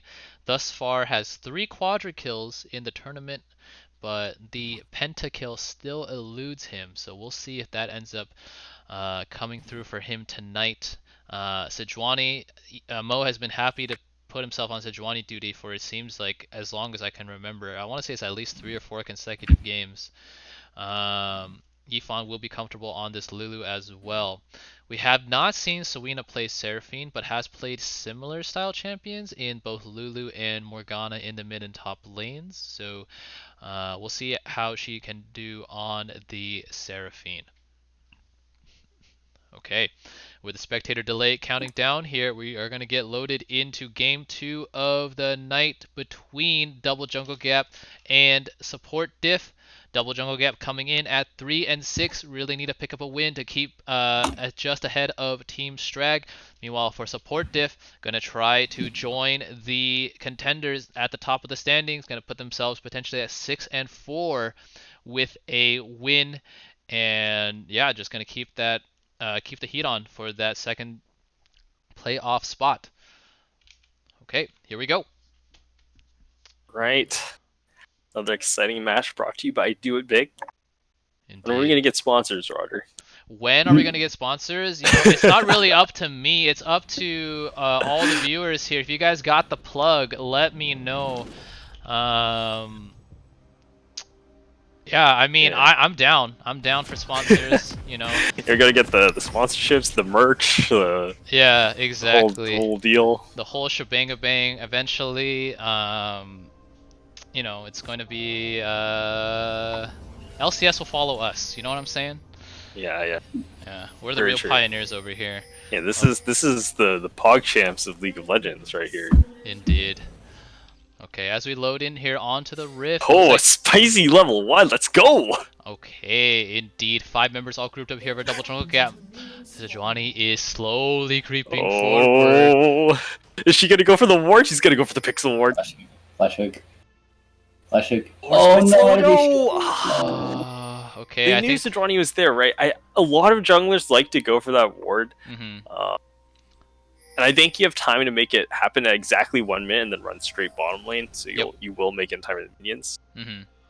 Sejuani's not going to do it. He's going to play it safe, chill out. But I had some high hopes for that one. Yeah, it's going to mean that the bot lane plus Seraphine of Support Diff, you're going to be comfortable enough to walk over and drop a ward onto the red buff. Almost forgot my casterly duties here of rearranging the champions. Gonna do that before Twitch chat starts malding. Okay. Yep. And we should be good. Okay, so as we take a look at the starts here coming out from both junglers gonna start on their top side, which is a pretty curious decision here if you are Sejuani. It's going to that mean, melee leash. Yeah, it's gonna mean though that Sejuani might run into Hecarim here at bot Crab if she cannot find a good early gank opportunity. Yeah, very true. Some heavy trading coming out from both these champions level 1, but slight edge going out to Mordekaiser. Yep. Pretty awesome champion, but Aurelia can look for the level 2 all-in, stacking her passive on the way. Ooh, Aurelia with Ignite here. Yeah, try to keep that in mind. True. I know for a fact, talking to Ryan, aka Daddy No Chill, he really hates top laners that take Ignite. So We'll see if that ends up countering him just as a player. Meanwhile, in the bot lane, the first hook going to go wide from Mordekaiser. Could have found a Yordle there. But yeah, Misfortune Nautilus having the early advantage here. Yeah, using that longer range to really. Hold on, fight here in the top lane. Hook in the land onto Aurelia. Looks like Mordekaiser though with this bigger minion wave for Aurelia. Not gonna go too aggressive. Yeah, we'll be deterred by that cannon minion. You don't want to aggro the minion wave that early on because minions hurt a lot. Definitely. And Mordekaiser will absorb that wave under tower, but is that a bit of a farm deficit here? We'll have to keep an eye on that and see if Baobaos can make that advantage compound. But as for now, go ahead and take that cheater recall. Excellent choice to take when you don't have that teleport to give you that extra sort of flexibility. I'm gonna go home here and pick up a Ruby Crystal as well. As hold on in the mid lane, Sejuani gonna go aggressive onto Annie, but Seraphine stuck underneath her tower, not gonna have any follow-up. So will mean that Sejuani is going to show here first, which will mean Hecarim and okay, Hecarim actually gonna come in for Lulu. Gonna be a flash auto onto Lulu, but no, gonna land onto Vayne. Teleport coming in from Seraphine. Vayne going very, very low, but they're gonna be matched by the teleport coming in, and now Seraphine gonna be overexposed here. Hook gonna come in from Mordekaiser, but gonna flash out from the Q. Seraphine going very, very low. It's gonna be Lulu and Hecarim, or Lulu and Seraphine going down here. A huge TP coming in from Mordekaiser. I didn't fucking talk right for 10 seconds there. My brain just shorted out. I don't know what the fuck happened there. I'm sorry. I mean, it was really confusing, right? Because we got teleport from red side first. It was actually Seraphine's TP. Yeah. Simone didn't have stun and was not able to cancel, but then you see the counter TP from Daddy No Chill. So the mid laner and the top laner are there. Yeah. It was weird. It's anyway, another unfortunately for support diff, Mordekaiser is a little more impactful at level 4 in the bottom lane and has that high quality CC. Seraphine not quite durable enough to teleport into that fight, just gets one shot. And overall, it's going to be really favorable for double jungle gap. See if they're able to convert this advantage. And I wonder if Baobaos is regretting taking that Ignite Summoner spell now. Yeah. That being said, Mordekaiser vacating the top lane will mean he does have the EXP advantage. So we'll see if that translates into anything in terms of a kill. Meanwhile, Sejuani going to pay a visit top lane as well. But there is a Vision Ward. And now Hecarim going to be going aggressive onto Sejuani. Looks like Devastating Charge not going to be able to find its way. That was almost a pickup onto Lulu as well. Unfortunately, Hecarim did not land a Devastating Charge while the Nautilus Snare was on, which meant that Lulu was able to flash away before the Devastating Charge landed, pushing her towards the tower. That could have gone even worse, I think, for support diff. Yeah, it could have been a lot worse, but they don't lose too much of the wave, and Vayne will survive to keep on farming, so that does still represent a very real win condition for support. Alright, hold on. Heavy duel in the top lane. Ignite to come down from Aurelia, but looks like he's going to be the one getting the worst of it so far. One more auto going to come in. There is that Ignite being the difference. Going to mean a solo kill now for Aurelia. Going to potentially start the snowball for Bao. Which has really been support diff's saving grace in the tournament thus far. They know that this player, if he gets the resources, can do a lot of work. So going to make sure that he has a good time up against this Mordekaiser. And we'll see now with a about 25 CS lead plus a solo kill just how miserable Mordekaiser's life will become. Meanwhile, holy shit, there's a very aggressive dive coming in from the Hecarim. Going to be condemned in the tower. Going to be that. Oh, Hecarim goes down. Hook going to land onto Lulu. However, see if we get the return kill. But Nautilus going to go low as well. Going to mean it's going to be a 2-for-1. And now Misfortune has to be on the run. The tower is the MVP here for support diff. Sejuani here as well. See if he's able to land the charge. There is an Annie lurking around though. Got to be careful. But Annie, meanwhile, is going to be potentially pinched in a 2v3. That was a really aggressive dive coming in from Pelvis Pablo on the Hecarim, ignoring the peel tools in both the Condemn and the Polymorph, meant that the Hecarim was sent to the glue factory yet again. Yeah, bit of a questionable decision making coming there out of Pelvis Pablo. Kind of a disrespectful dive attempt. If you get that dive off, it's super good, but it's just you just can't walk through the tower like that through that kind of CC. If you make that play happen, Nautilus has to start the fight, right? Like, you can try to tower dive, but Nautilus has to be holding aggro first.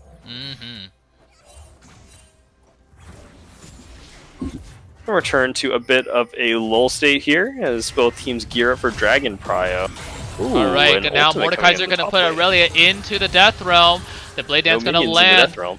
Yep, nope. But Mordekaiser has the shield as well. Gonna be the return kill potentially. There is that stat check that you mentioned, Clovis. Going to mean that Mordekaiser returns the favor now, a solo kill onto Aurelia, courtesy of the Death Realm. So, the first blood not, or the solo kill not gonna pay dividends for Aurelia.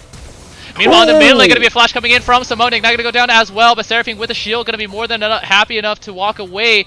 Is taken down to about a quarter HP, but that's this HP disadvantage now for the mid laner going to translate into the first dragon of the game. It will be Mountain picked up, and Infernal second means we're going to look at a potential Ocean Soul. Or now as though Hecarim in the mid lane, Seraphine going to try to flash away, but going to be picked up here by the Hecarim, who has both the Onslaught of Shadows and the Ghost. Going to be a very, very fast horse. And this Hecarim, meanwhile, now going to take the bot side jungle of Sejuani as well. Hecarim having a far better early game than Sejuani, which is to be expected. This champion is just so good for so many reasons.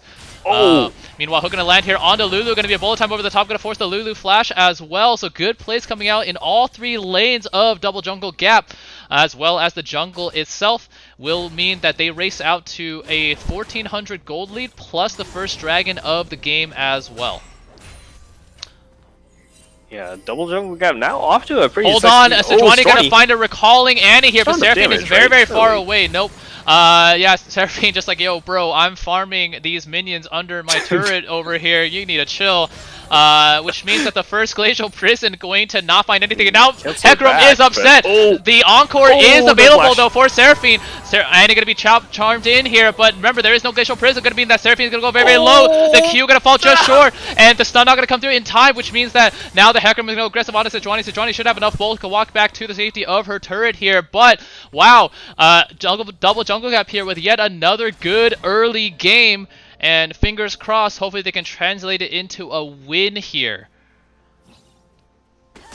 Yeah, they have that 2,000 gold lead. They're going to be in position to really convert these dragons. So, like you were saying, Roger, a while ago, dragons don't really do anything for you. Like, they're good, they're not bad, but they don't really give you that many stats. Mountain Dragon gives you 6% armor, 6% magic. It's good, but it's a scaling stat, right? Like, it doesn't really do anything right now when people don't even have defensive item. Right. But what you're really playing for is the soul. The soul is extremely powerful. Those little itty bitty dragons you get getting up to that are not worth that much. Hold on, gonna be aggression in the top lane. Aurelia ulti gonna come down here, gonna be matched by the Death Realm coming out from Mordekaiser, but Aurelia does have the ignite difference. Gonna mean that Mordekaiser flashing into the bush here. Ooh, one more Q from Mordekaiser going to be lethal, but one more play search from Aurelia will also potentially be lethal. Will mean that both junglers are going to walk up here in the top lane. Sejuani going to eat the stun now. Aurelia going to potentially come in. Stun not going to land, however, and the Onslaught of Shouts is almost available. Going to look for it. There it is. Going to fear the Sejuani back in, but now Sejuani going to flash the safety. But the Hook going to barely catch Aurelia. Going to mean that the Rampage able to pick that one up, and now the Seraphine going to be stuck between an Annie and Horse/Iron Man. Will mean that Seraphine is on the run here. Annie able to pick that one up, so Simone with a solo kill onto the rotating Seraphine means that Sejuani going to have to walk out of her top jungle here. Meanwhile, Hecarim was able to pick up the Rift Tower before coming top, which will mean that the plate gold is going to be claimed here by Mordekaiser, going to accelerate the Iron Man into this mid game. Yeah, Horse/Iron Man sounds like maybe Marvel's latest superhero. True. We'll see that in the next movie. But the Iron Man himself in the top lane is in Mordekaiser, showing so much power against the Aurelia. Doesn't have to commit flash to get that outplay at the end. But the thing is, for Aurelia, she needs minions to stack her Blade Surge off of. And Mordekaiser, when you send Aurelia to Death Realm, there are no minions in the Death Realm. So, big really part of Aurelia's kit is lost. One thing I also want to point out here as well are the item pickups. The first two item pickups for Mordekaiser were Grievous Orb and Plated Steel Caps. He took that fight without the Leeching Leer, which he only picked up after his most recent shop. But I think this is a really good adaptation coming out from Mordekaiser. Knows that in extended fights with the extra stats from the Death Realm, he will win. So he needs to live through the burst, and both the Grievous Orbs cutting Aurelia's healing and the Plated Steel Caps will give him that extra survivability. And then over time, with the dot passive, with the shield, with the healing, going to mean that he is able to pick up a kill. Yeah, I think that's great flexibility. I know a lot of players are just so stubborn and don't deviate from their build. They always build the same damage items every game. But yeah, really good understanding of the matchup by Daddy No Chill, picking up that Ninja Tabai, which is super good against the Aurelia Vayne. There's not really a ton of magic threat behind, so that Tabai is going to be so efficient, and the healing reduction coming in big at these duels with Aurelia. Definitely. Aurelia now still has a bit of a CS lead, but that it'll be relatively equal. Means that the kill participation, courtesy of Mordekaiser teleporting bot, as well as that recent fight in the top lane, gonna give Mordekaiser about 1,000 gold advantage. Meanwhile, Infernal Dragon gonna spawn here as well. Should be handed over to Double Jungle Gap, although there are hints of a contest coming out from support Diff. Yeah, they're gearing up to try and challenge this, but Simone is just waiting in the bush. Sejuani's caught. Sejuani is caught, gonna eat the timbers as well, but now the Encore could potentially find a lot of value. The Death Truck gonna come over as well. Now the Onslaught of Shadows has all the ultimates used. Lulu gonna go very, very low. They're gonna flash to her death, unfortunately, and now the main gonna try to kite it out with the final hour. Hecarim gonna try to stand up to the Flash Hook. Nah, gonna fight it. Unfortunately, ends up eating the wall, courtesy of the Vayne Flash, but still a double kill for Hecarim, plus the Dragon as well. And we talked about this, Clovis. Fighting for Dragon when you really have no right. Yeah, just like, you know, if you know you're behind, why watch them take the Dragon and then die? Like, just go do something else. It's like, okay, I was trying to think about this analogy with your house being on fire and then trees instead, but now that I think about it, that analogy doesn't make a lot of sense. You just heard it, so you can judge for yourself, but I'm trying to think of a better one. It's like, if okay, so let's say you're at school, because I know we have some students in our tournament, right? So let's say you're in school, and you didn't study for your test, and then you fail your test, right? Instead of just beating yourself up about having failed that test, you gotta study for the next test, right? And that's just like League of Legends. If you can't get this dragon, you gotta get some gold so you can fight for the next dragon, but don't just beat yourself up over it and then watch the other team take it when you can't do it. It's not helping anybody. Yep, 1,000%. It's gonna mean that Hecarim now is on 6 kills, 6, 1, and 2. Has the Triforce in the inventory, as well as going to be building towards the Sterix gauge as well. He's also up 54. We're just throwing it out there. He's a whole lot more fun than Sejuani. He was very sad and has a Bobby's. He almost has double Sejuani's gold. Sejuani sitting at 37, Hecarim at 68, 74 would be that 2x mark.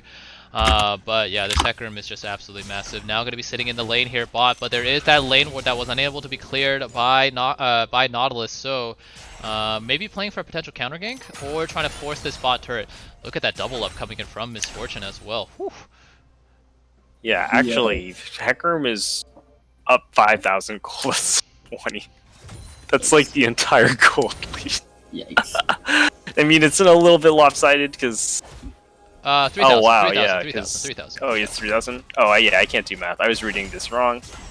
But yeah, it's just a 3,000 gold lead. But there's a lot of gold coming in from Mordekaiser and from the middle lane, it looks like, as well. And even though bottom lane's even, I'm worried that Vayne is just not going to be able to hit targets without instantly dying to any con.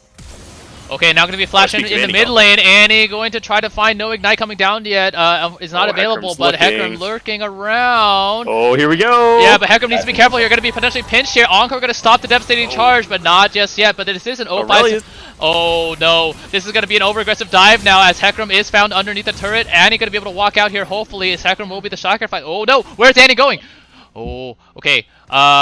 Should be able to walk away. Aurelia could have potentially reset onto Tibbers, onto Annie, but that's actually a huge shutdown handed over to the Aurelia, which is exactly who you want the gold to be on if you are support div. Can potentially get Aurelia back into this game. Yeah, it's a much needed infusion of gold for Bao Bao's, and maybe if he can get enough gold to challenge Mordekaiser in the Death Throne, they can create some split push win condition for themselves. But in the meantime, they're going to be worried about this next Dragon coming up in a few minutes. I think Dragon's definitely going to be a win condition this game. They got probably 2 of the best early Dragons, singular Dragons, and they have Ocean Soul, which is probably one of the best souls, especially with their comp. Yep, I 1,000% agree. And with Ocean Soul as well, it's going to mean that Support Diff have to pick up healing reduction for an otherwise for a comp that really doesn't heal that much outside of Mordekaiser and Hecarim. And they already have to potentially pay the QSS tax as well. So it means that Support Diff are also going to be potentially forced to buy items that are really luxury items to stay even in the game. Yeah, potentially really problematic, especially because Vayne is going to need to, and she's really the only threat that Support Diff really has going into these team fights. Sure, Aurelia might have a little bit of power, but without teleport, she won't be able to Annie is overextended here. 3 members of Support Diff. Hecarim is on Wolves right now, but Annie needs to be careful.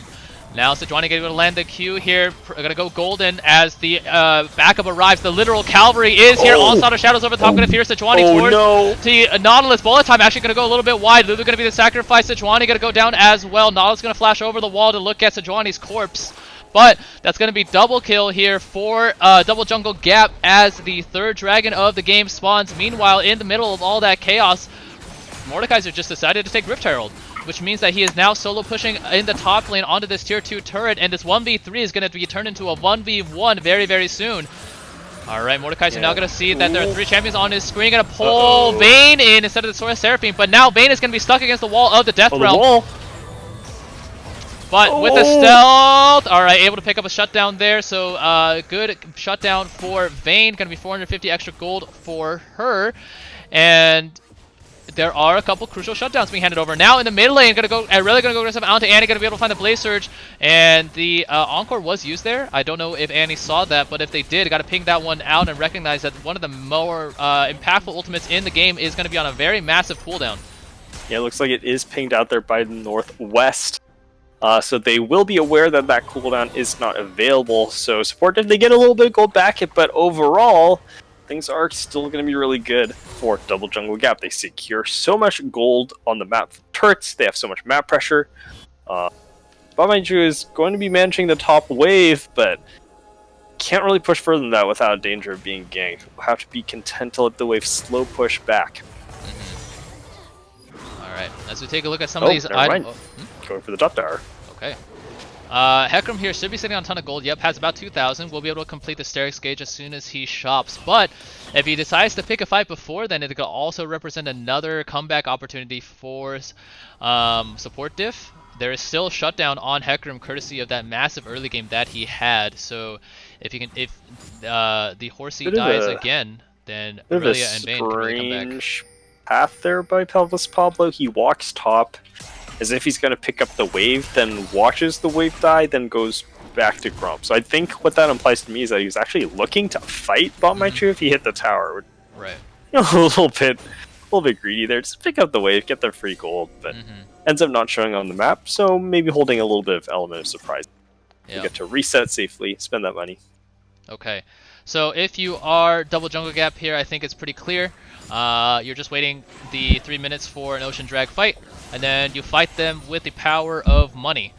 Meanwhile, what is going to be the avenue of comeback for Support Diff, Chungus? What do you think they should try to do to get back into this game? I think they have to play around the Vayne. Vayne's 2-0 at this point, and they just have to play for her to hit 4 items. It's going to be really tough once they get Ocean Soul, so just focusing early vision on Ocean Soul, looking for a pick, and then just stalling for Vayne to hit that 3 or 4 item spike. Yeah, fair enough. Assuming that, you know, nothing happens and both teams are staring across the river at each other for a potential soul fight, do you think Support Diff should try to go for it? They do have this Seraphine ultimate available. Is it going to be enough to turn around this gold deficit? Yeah, I think Seraphine ult is one of the, even if you're like 05, yeah, Seraphine ult is a huge factor if you can 5-man Seraphine ult. But like, as we're saying, this is Baron. Yep, so Baron going to be started here by Double Jungle Gap. Looks like Support Diff are going to be wise enough to it. Annie, though, meanwhile, going to flash in, try to find a pick on a Seraphine. But now there's going to be a Lulu here trying to, yep, so Seraphine will be able to live through the burst. But Baron is down to about 5,000 gold here. And more importantly, Mordekaiser can push Sejuani into the Death Realm. So there will be no smite away by Sejuani this time around.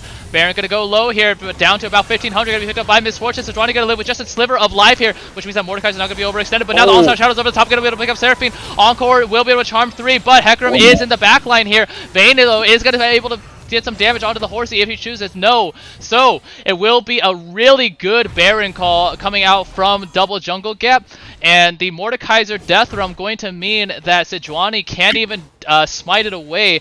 That was the turnaround point for Pokecard in their game versus double jungle gap last night. At least coming up with that Baron steal, and maybe double jungle gap said to themselves, yo, how do we make sure we can't 50-50 Dragon or Baron? Just put the other jungler in Death Realm.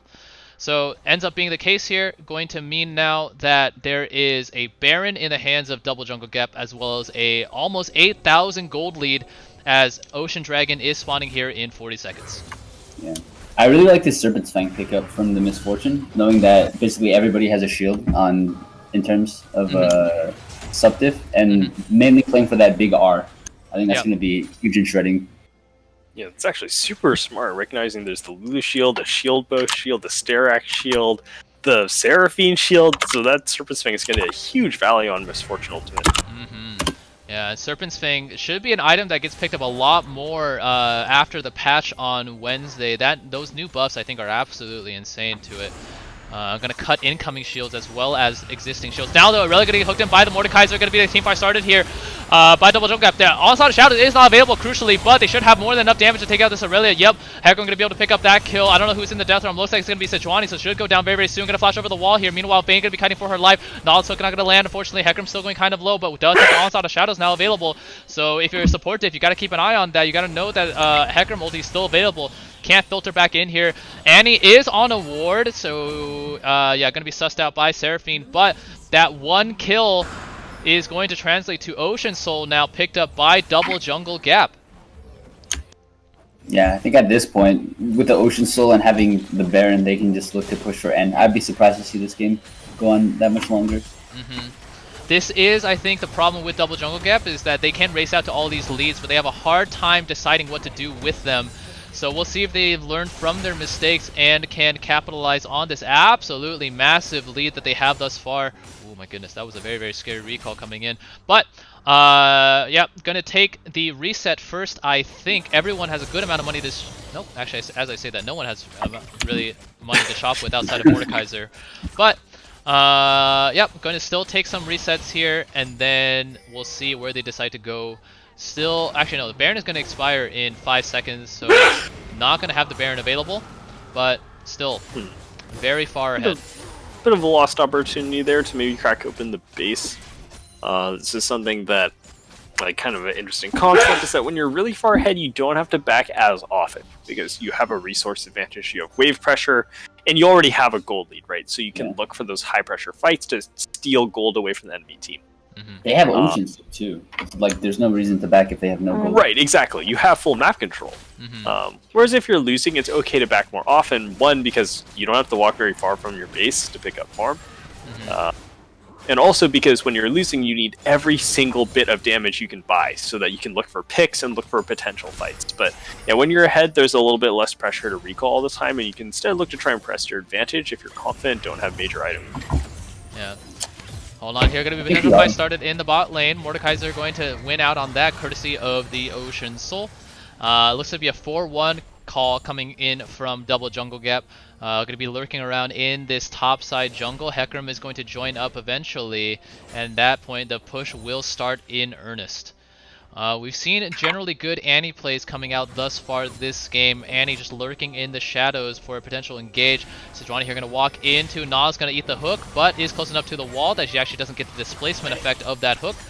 But as it stands here, this 4-1 is really going to start now crashing into the walls of support diff space. Yeah, they're just gonna look to crack open the base, and I think this is when things get really ugly for support diff. I'm not really seeing a line back into this one. They're gonna need to look for engage right about now.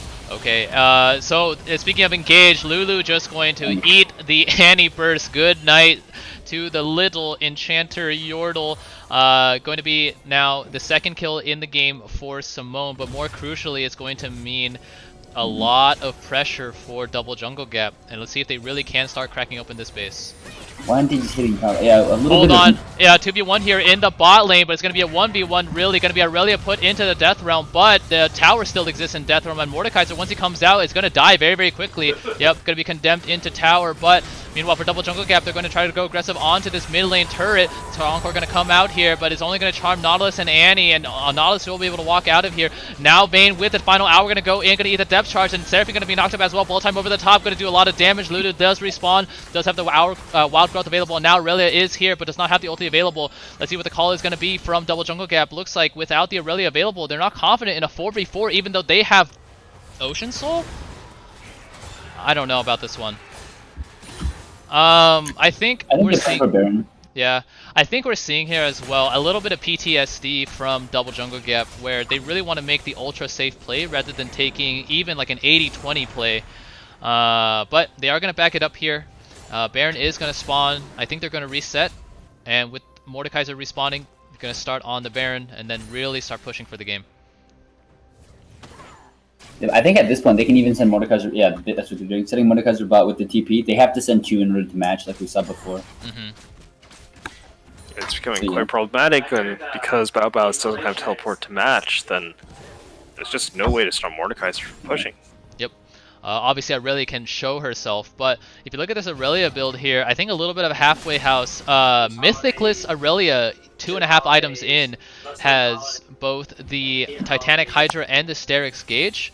So it's that tank Aurelia build that Hapoom debuted in the tournament, but even Hapoom I think picked up Sunfire second. So bit of a curious decision for Aurelia, and with the recurve bow, I don't think it's gonna be. I think she's gonna be building towards a Blade of the Ruined King. I don't know about this decision making coming out from Bao Bao's. Maybe the 4 bans is the magic number here. Gonna put him onto a champion that he is less comfortable with. But yeah. With Baron so now uncomfortable alive, that he forgot to build a mythic item, I guess. Yeah, crazy. But Baron now going to be started by double jungle gap. Pings are coming in from support Diff, but this Baron is going down rather quickly here.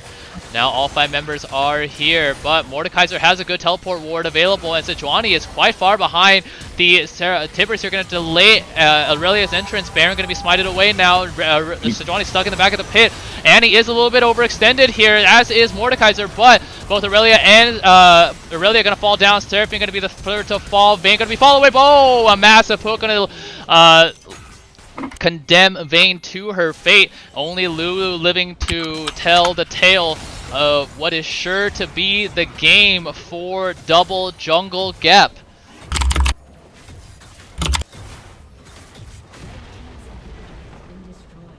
Wow. Okay, and there we go. You can't fuck this one up, double jungle gap. With only a Lulu alive, these Nexus turrets are for sure going to fall. The Nexus is sure to follow, and with this win, double jungle gap will move to 4 and 6 on the season. Support Diff, meanwhile, going to be falling to 5 and 5. Congratulations to double jungle gap. Wow, what a game. I think this was the game that double jungle gap played yesterday, except for a little bit of mishap near the end and at Baron. Just a little cleaner, and that's all they needed. Definitely. This early game really, I think, was characterized by the Mordekaiser TP. So let's take a look at what happened here. Hecarim coming in for a gank. Gonna be the one to kick this one off. Unfortunately for Hecarim, Lulu able to flash away just in time. Vayne ends up getting knocked in, and the teleport going to come in from Seraphine as well, because Sejuani is in the neighborhood, but going to be matched by Mordekaiser. Aurelia taking Ignite means that she is not able to match, and massive play coming out from Daddy No Chill to turn around the fight for his team is what got the snowball rolling. After falling down to Mordekaiser, or to Aurelia in a solo kill situation, actually ended up in an advantageous scenario with the power of Death Realm, able to return the favor. This was a really funny dive. We're going to take a look one more time at Mordekaiser getting turned into, I don't know what this skin turns things into. I'm going to say it's a cupcake, but yeah, really I think the only blemish on Hecarim's record this game. Yeah, a bit of overaggression, I think. But all in all, just really strong performance coming out from Hecarim. There was definitely a jungle gap in this game. And yeah, other than that, I think what we're also seeing here is what hopefully is the hallmark of a playstyle of Double Jungle Gap. They don't really play for massive team fights. This was their kill spread their last time out as well. They like to pick up picks across the map here and there, and then just with 1 or 2 man advantages can translate it into dragons and barons, which I think is a really good playstyle if you can perfect it, rather than just giving teams like Chili's Angels the death ball 5v5s that they so want. Yeah, very good point. Yeah, and if they can sharpen that identity, it gives them a pretty big leg up over the competition. So I'm hoping that Double Jungle Gap can turn things around. They're very well positioned to challenge and move up further in the standings with this win. Yep, only 1 game now behind Support Diff, and can potentially start looking to catch up with the pack of teams really at 6 wins. Both Chili's Angels and Pokecard at 6 and 4, Support Diff at 5 and 5. So just really good play coming out overall from Double Jungle Gap. Let's see if we can find a good moment for Annie as well. So Simone here now with 2 strong performances on the mid lane. Not really like a signature play, I feel like this game, like a big poggers play, but just consistently good performances from everybody on Double Jungle Gap, going to give them the win in the long run. I think there's some really good misfortune also as well with the Serpent's Fang. That I think the second drag there's a really big misfortune on it. Yeah. Okay, let's take a look at that when I get the chance. Here we go. All right. So yeah, this was the closest I think that Support Diff had to an even fight in this game. Still sitting at a 4,000 gold deficit, but a lot of that is concentrated in Mordekaiser and Hecarim, so the rest of the members here more than happy to potentially challenge for something. But the lack of a proactive Encore this game, I think Encore is pretty much used reactively every single time. I think really it limited the options for Support Diff. Going to be started by a massive onslaught of shadows. The bullet time able to pick up a lot of damage onto Lulu and Sejuani. Vayne, meanwhile, going to be living with just an inch of her life. Going to flash away from a hook that almost landed. But yeah, just overall, I think really good play coming out from every single member.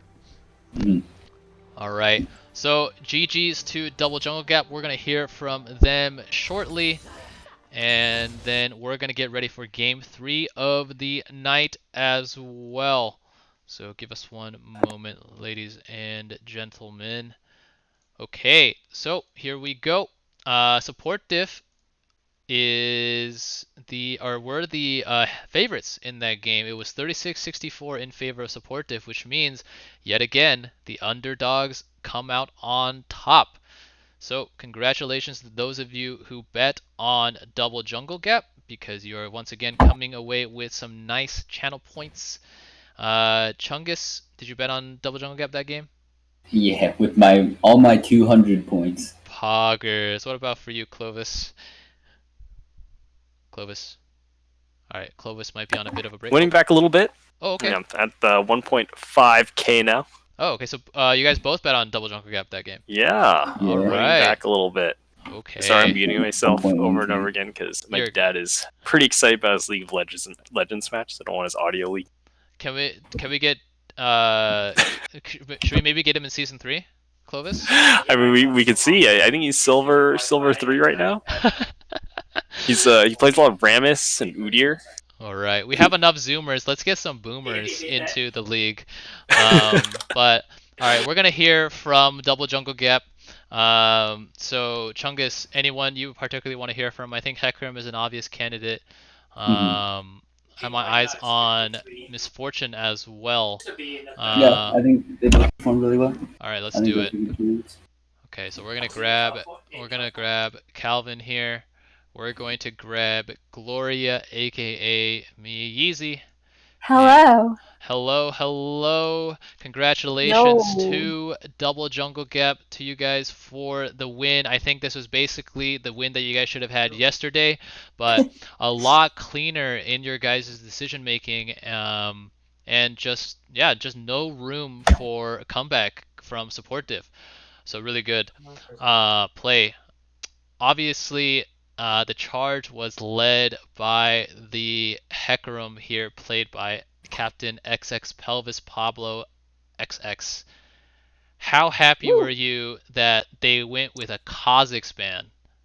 Dude, I'm so fucking glad that you told me to play Kha'Zix yesterday, because like then otherwise that ban probably would have been a Hecarim. But now thinking about it, last time we faced them, they also didn't ban Hecarim. So I don't know, man. Maybe they thought that my Hecarim wasn't clean because they thought I couldn't carry. But guess what? Guess what? Me and my team, we out here, okay? Full charging, okay? No stopping on these, all right? No fucking breaks. We going in. Yeah, well, it wasn't that clean coming out. That was a bit of a grief dive coming in at around level 4. Ended up taking about 4 tower shots courtesy of the condemned polymorph combo, which was the only blemish on what was otherwise, I think, a really, really, as you said, clean Hecarim performance. So yeah, overall, another warning to the league. Maybe gonna have to start eating triple jungle bans here pretty soon. Okay. Meanwhile, the lack of bans aimed towards Gloria going to give her a nice 5-0 and 6 score line on Miss Fortune. I want to talk about this Serpent's Fang pick. Was this an item that you guys discussed as something that you wanted to go as your second item?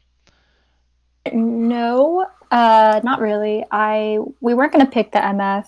We were gonna go for the Ash, but it ended up being like a last minute decision. And then I tend to build more towards like a lethality focused build on MF because I tend to really rely on my ult for damage. And they have a lot of shields with Lulu and Seraphine, so it seemed like a good item. Yeah, I think it was a really, really good pickup. As you said, they have a lot of shielding in that comp, and I think just really smart itemization this game as well, coming in from like Mordekaiser, for example. Ended up picking up the plated steel caps and the Grievous Orb before taking the 1v1 versus Aurelia. So yeah, double jungle gap here, definitely on the upswing, going to mean that they stay one game ahead of Team Strag as we get ready for Game 3 of the night. Strag, though, will have the chance to still keep pace up against Andyland. Anyways, congratulations again to Double Jungle Gap. GG. Congratulations on the win. And yeah, anything you guys want to say to Twitch chat and your fans? We did it! Yeah, shout out to the enemy team. They played well. Yeah, they did. We just played better. Oh my god. Okay. Hecarim feeling himself after that last game. But yep, GG. GG's. Okay, so yeah, for now we are now going to turn our attention over to the third and final game of the night, which will be between Strag and Andyland.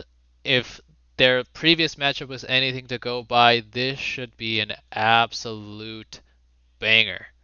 Don't go anywhere, ladies and gentlemen. Okay, I'm going to check in with both teams, and then we're going to get this show on the road very, very soon. All right. Before. Hello, gamers. What a night, Roger. What a night it's been. What a night. Hopefully you guys can also give us something to talk about. Maybe. We'll see. Maybe. Throw again? Yeah. I'm not saying you guys have to throw. I'm saying maybe you guys just end up playing poorly. I know you guys are hot shit, but you see that Giant Slayer buff that they have over there? Like, it's nothing to fuck with. Right, so gotta stay on your toes here. Okay, the lobby is set up. That's awesome. I'm gonna invite my casters, and I'm gonna check in with Strag as well. Sit tight. Hello. Okay, guys. You guys all ready? Is it time to slay the giants once again? Woo! You know it. All right. So we are gonna do the interviews still. So make sure you guys have that ready. Oh, I cannot find Clovis. Oh, Clovis is. Maybe we send the schooler up here. Oh, true. Let He him pick up for fucking- Oh yeah, that's my bad, dude. I fucking dipped to get It's dinner. okay. He was hungry. Yeah. Indeed. It's All right. It's tough being a teacher, dude. He works Just True. fuck- Bro, I teach. Yeah, I work so much. He was grading papers during last game, actually. Ah, Yeah, I for sure. see. I see. Okay. Prepping for tomorrow. Yeah. Let's see what grade you decide to give these guys in this game. But okay, I'm gonna hop back. I'll ask for the interview candidates in a bit. For sure. Thanks, Roger. Sure. Okay. Clovis, on my in my friends list, it says you're still spectating. Is that the case? Clovis?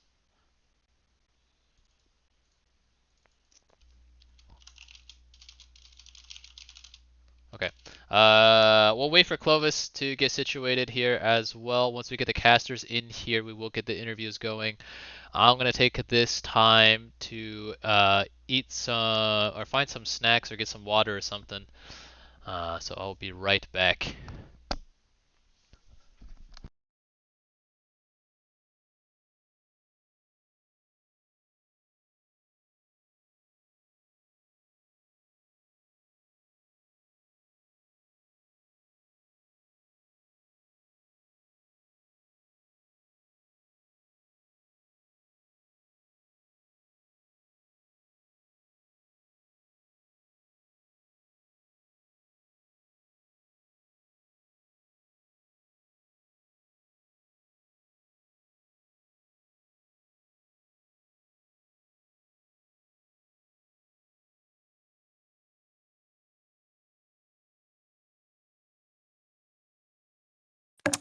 All right, I am back. Looks like my client. All right. Yeah. On my client, it says you're still spectating, Clovis. Are you? All right, I should have fixed it now. Give it a try one more time. There we go. Thank you very much. All right. There we go. All right, ladies and gentlemen, we are almost ready to get started with Game 3 of the night. Strag looking to finish the night at 2-0, looking to repeat their result up against the kings of the league thus far in Andyland. Andyland, at least 2 wins ahead of every other team, sitting at 8-2. With 9-2, can potentially mean that they have to do the math, but they would be 1 game away, I think, from locking up the top seed. So we'll have to keep an eye on that. Yeah. Okay. So we'll get Chungus back in here soon, and then we're also going to get the interview candidates in here shortly. All right, sounds good.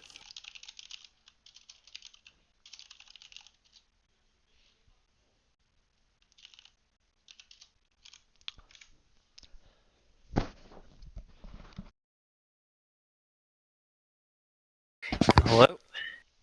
All right.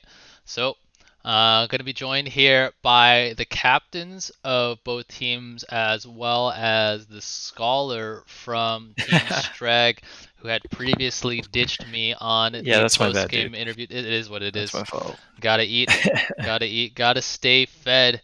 Let's kind of go back here to then that last game that you guys played, where you did get fed on the Senna. Any more surprises in your guys' bag? Both you and Kevin first time Senna and Thresh, I think, in this tournament. Surprises. You already know. Yeah, I don't know. I feel like I don't know. We've been practicing so much. Holy shit! Like, we woke up you so don't early this understand. morning. Oh, yeah, dude. Holy fuck! Waking up at 10 a.m. on a Sunday. Let's go. I don't know. But yeah, no, we played really well. I was really proud of Kevin. His positioning is getting a lot better in lane, and you know, pushing the advantage, especially when we have a really good engaged support like that. Like, man, did you see that fucking flash on the Jinx? Oh no, we saw it. Oh yeah.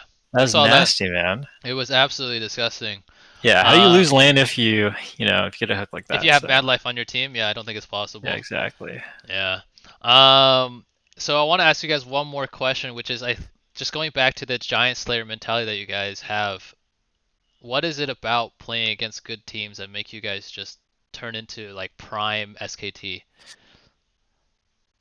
Oh, we just like to match our competition, you know. We have dog shit fucking team we're playing against. We're gonna play like dog shit. I see. Okay, well, you definitely have a top tier team up against you guys tonight in this match, captained by none other than Andyland's Mr. Chunks himself. Andy, we haven't seen you guys since Thursday. A lot has happened in the tournament. What's it like just sitting at the top of the standings, just kind of chilling out while the rest of the teams fight for positioning? Well, you saw us on Friday. Did we see you on Friday? We did see you on Friday. Sorry. Yeah, so it's really only been a day and a half. It feels like a lot more though. It's been 5 games that have happened since we've last seen you, and they've all been, well, not all of them, but most of them have been bangers. Yeah, we're in a really good position. It allows us to experiment a lot more in our official games because we don't scrim anyone. Yeah, whose fault is so that? We're gonna treat our official games like scrims. So maybe you get lucky today. Wow. Okay. A little bit of condescension coming in from Mr. Chugs as I love that mentality. Thank you so much, Andy. I'm truly humbled, but you know what they say. I forgot. Did we win last game? I don't know what they Against you say, guys? actually. I didn't think that far Oh, ahead. Oh. Yeah. Okay. You want to so- get hooked tonight, Andy? I'm a hooker. Everyone You're a knows hooker? it now. I'm a hooker. How much? $5 an hour. Damn! Oh, man, you're hella cheap. That's cheap. Yeah, it might need to like. Wait, Kevin, you can't just go I mean, around if you scamming enjoy like it, that. It's gonna lower the market it doesn't rate. matter, I suppose. This is what unionization is for. I have benefits. Okay, well, maybe we can make a little bit of a captain's bet off stream, given the nature of this conversation. But Why can't we just make it on stream? do I Ew, you want to do something with me, Andy? Yeah, can you send me I would not the touch chocolate you. snacks you're Oh talking about? yeah, I'll send you a note with it too, and it's gonna say, "Here you go, loser. Enjoy." Wait, Eat hold it on. up. Wait, so if we win, we have to send the other person something? If you win, yeah, but I'm not gonna tell what you're gonna send to me on stream. I'm gonna send you some meat. I'm a vegetarian. I don't eat meat, Oh. Well, you eat one kind of meat, but don't I you? do eat. That's a record cacao right there. That's a record Hey, cacao. I gotta get it in there. You already know. Yeah, get me out. Alright, I'll send you an equivalent snap. Okay, thank you. All right. But let's make it the loser sends it. All right, start writing your letter. Okay, so captain's bet has been made here, ladies and gentlemen. Both captains promising to send the other something if they lose. What that something ends up being might not be appropriate for our audience, so we'll keep it under wraps. But with that, we're going to get ready for the third and final game of the night. We'll let both of you go back to your teams. Thank you for the interview, I guess. Leaves me wondering what exactly is being sent to whom. Let's just not talk about that shit. Keep Okay, one- yeah. keep- All right, I'll see you guys later. Thank you. Yeah, keep wondering. Okay, Keep bye. wondering. Alright, good luck. Good luck. Good luck. Okay. So, speaking of just the game itself, we still have to promise us maybe some experimentation coming out from Andyland, who in this tournament, besides being the heavy favorites, have also been very closeted in their practices. We've seen most of the other teams fraternize and scrim one another, but Andyland from the beginning of the tournament have maintained a zero scrim policy. So it's anyone's guess as to what they are cooking up in the laboratory. We will see if we can get some nice surprise picks coming out from them. Meanwhile, for Team Strag, riding high tonight after that win over Chili's Angels. Let's see what they can do up against Andyland. Again, they did claim a win over Andyland, one of Andyland's only 2 losses. Let's see if they can repeat history here.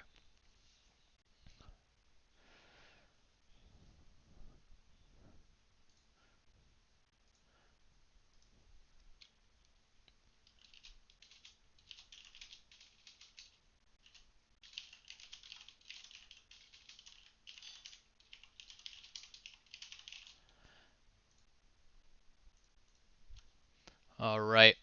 Let's take a look at some of these bands coming out here. Seraphine going to be taken away from, well, it was originally in the hands of Silent Voice, but in Andyland's last game, I think we also saw it in the hands of Joshi, if memory serves. Maybe I'm thinking of something else. No, I'm thinking of something else. But Seraphine, regardless, going to be taken away, as well as the Graves, which is a comfort jungler here for Pa Pa Pa.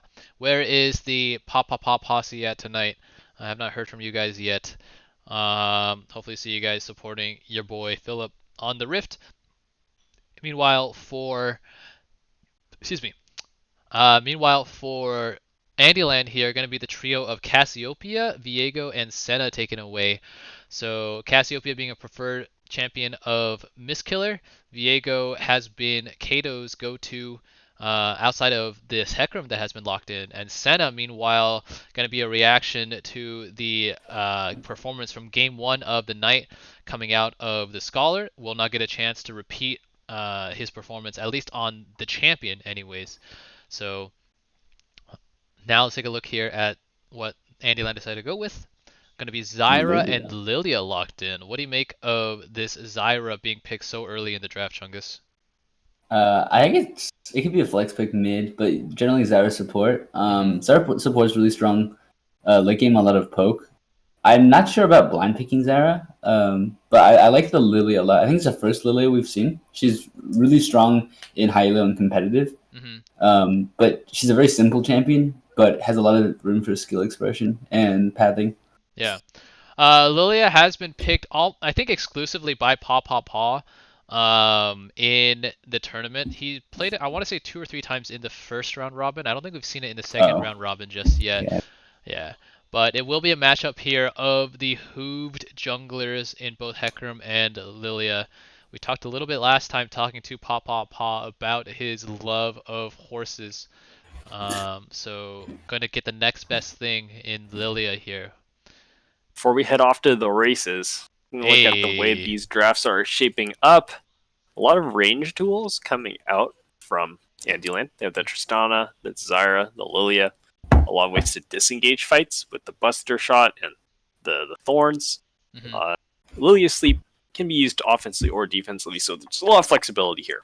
They just need to build up their front line with these last 2 picks. On the other side, we see the Hecarim, and then we see the Ezreal, and that implies to me a multi-threat composition. You have a very safe AD carry who doesn't need a lot of dedicated peel, and instead you're just going to overwhelm them with threats and try to pressure the backline. Yeah, as we take a look here as well, what do you make of Tristana Zyra? Not traditionally a lane that we see. Tristana obviously favors all in, I think, CC heavy supports like Leona, Alistar. And Zyra really favors long range support in her AD carry. Obviously we see a lot of Ashe Zyra, so Tristana Zyra, not your most traditional bot lane pairing. Yeah, not very traditional, and that's because I don't think this Tristana is going bot lane at all. This is a very widely known flex pick for Joshi. So they're instead going to play an extremely range-heavy composition, which I think is what Chungus was just about to say. Yeah. Yeah, they're really squishy though, and the Hecarim's gonna have a really good time unless they draft something. Is that just mid? So maybe something a tank top lane, something that can just keep them off, provide some sort of front line. Okay. Yeah, that's a good point. So we'll see here if Mr. Chunks can avoid the same fate as Akuji did and not flash into those death sentences coming out of Thresh. So it will be Ashe Zyra, or sorry, not Ashe Zyra, Jinx Zyra in the bot lane, which is a lot more conventional and makes a lot more sense. Looks like we have a filler pick here. Aatrox is Scion. Okay. So Aatrox is Scion, ladies and gentlemen, and the composition will be rounded out by a Ziggs. So we have seen Mistkiller on this champion before. I think it was played when they picked up a win over Hakuna Matata. So I'm going to try to repeat that success. And now we're going to see the last pick coming in for... Oh. I don't think this is a filler. Yeah, it's not a filler. I don't like that comp. Okay, so yeah, a very interesting comp coming out here from Andyland. I think they're going to try their hands at the split push comp that we've seen teams like Pokecard and Hakuna Matata favor. Tristana, obviously, if left unattended, does have a lot of structural damage with her explosive shot. Fiora, no slouch either in the split push department, but it's going to mean here that there are next to no team fighting options available for Andyland. So if they fall behind here in their lanes, it's going to mean that Strag should have good time around fights like Dragon. Andyland's comp is really kind of doesn't make sense. The pieces don't really fit together. They have your Tristan, Fiora who want to split push, but then your Jinx who wants to team fight, and Lily who wants to set up for that team fight. So I would have liked to see maybe something that can just play weak side mid and like 1-3-1. But yeah, the comp doesn't really make sense. Yeah, it feels like a very solo queue comp, but you know, at the same time, wait, what? What? I think that was a mistake. Alright, we're running back. We're running it back.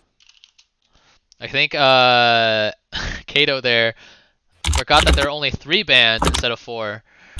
Ended up picking the 4th A champion being Alistar instead of picking his actual champion, which is Hecarim. So we're gonna do round 3. 3rd time should be the charm here. And then we're gonna get going very, very soon. Okay, so gonna now confirm the prediction. So the bet is up, ladies and gentlemen, for the 3rd and final game of the night. It will be between Strag and Andyland. Put up those channel points, Chungus and Clovis. Don't give away your picks yet, because you just might doom the betters and their teams to an awful fate. But you guys both bet on the right team last game, right? So on the winning team last game. So maybe a turnaround here. About 1-1, looking to pick up the best of 3 in the betting game.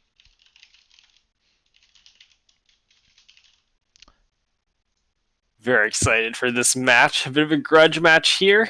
You know, you wouldn't think that'd be excited for, I think, the second to bottom ranked team against the top ranked team, but given the history between these teams and the fact that Strag is on a hot streak tonight, Oh my goodness, what is these odds right now? I like Strag's team more, but I think these odds are gonna have to make me yeah, it's a pretty bold statement here going on in the betting odds. Let's take a look. Oh my goodness. You know what it is? 1 to 10 odds. It's because Calvin match fixing. won like 90,000 off of game 1, and then immediately puts it all in on Strag. Deck. So, yeah, if I take a look at the detailed summary here, ColeShin27 put 9,010 points on fucking Strag. So...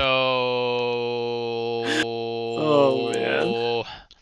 Doing a little bit of charity work there, I think. Well, we'll see. We'll see. I mean, maybe not. Maybe not. As everyone else now looking to claim what, you know, is honestly some pretty... It's a pretty bold bet with a lot of money. But we'll see here if Team Strag can validate Calvin's optimism. Meanwhile... Yeah, I definitely agree with Chungus that, yeah, like, Strag has a better draft. Like, honestly, I think Andyland's draft is a little bit disrespectful in the sense that they need to win all their lanes. If they get behind anywhere on the map, they're just going to implode because there's no way for them to stop Hecarim and Sion from just ramming into them like a train. They just die. Right. On the other hand, if they get ahead and start sieging, then that's when things will get really ugly. So I expect this game to be decided early and fast and to be bloody and messy one way or the other. I definitely agree. Petros asks, bro, who dumps so many points into Strag? What the fuck? Yeah, Petros just as confused as the rest of us. But Calvin, don't go to Vegas, okay? Don't like put 100 on red and then win you know, 200 and then immediately put 200 back down. Just walk away with your winnings, dude. This is not the way. Or maybe it is. Maybe Strag comes out on top and I look like a fucking idiot. But as it That's stands, what happened last time. That's I think the one time I bet on Andyland and then Strag won that game. In that Fiesta, and then I was like, okay, I'm not betting on Andyland again. Yeah, this might be a GameStop moment, guys. Just yeah, gotta get out before the bubble bursts. Although there is another bubble in on the horizon, it looked like. So, who knows? Who knows? Looking forward to Cole having 120,000 points after the game. True. Marble race time. Oh yes, marble race time. We'll get some marble races going soon. If you guys haven't seen it yet, it's a treat, I promise. You get to literally watch balls roll down towards. It's just so stupid, but it's so. it's really funny. just a glorified random number generator. It really on the is. Physics engine. It really is though, but it's so funny. The storylines. Mm-hmm. Marvels has storylines. Yeah. The only problem is that like if you have viewer races, all the marbles are just the generic white marble. So I gotta figure out if there's any way to get the like the special decorated marbles, because otherwise it's kind of hard to follow. Yeah. All True. right. Okay, only have 5 seconds left to pick your betting outcome here, and as it comes to a close, Strag going to be the 3-1 favorites, courtesy of the 90,000 put up by one Cole Shin 27. So honestly, the prohibitive favorites in Andyland, the underdogs technically. So the betting underdogs at least. So we'll see here what the outcome ends up being. If the past two games are anything to go by, the betting underdogs end up winning. So would not be surprised to see that trend continue, given Andyland's success throughout the season. But they do have a very coin flip comp.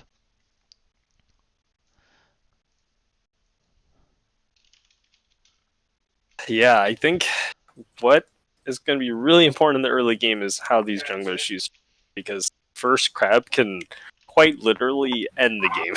So you're gonna have to take a very close watch for that. One thing I do like about the flexibility behind this Tristana is that I think Andyland secures very favorable lane matchups, which is what they need. Zyra Jinx can just permanently shove in. It's very hard for Ezreal to mitigate that push and farm under tower. Tristana gets to kind of play a farm lane against Ziggs, which is fine.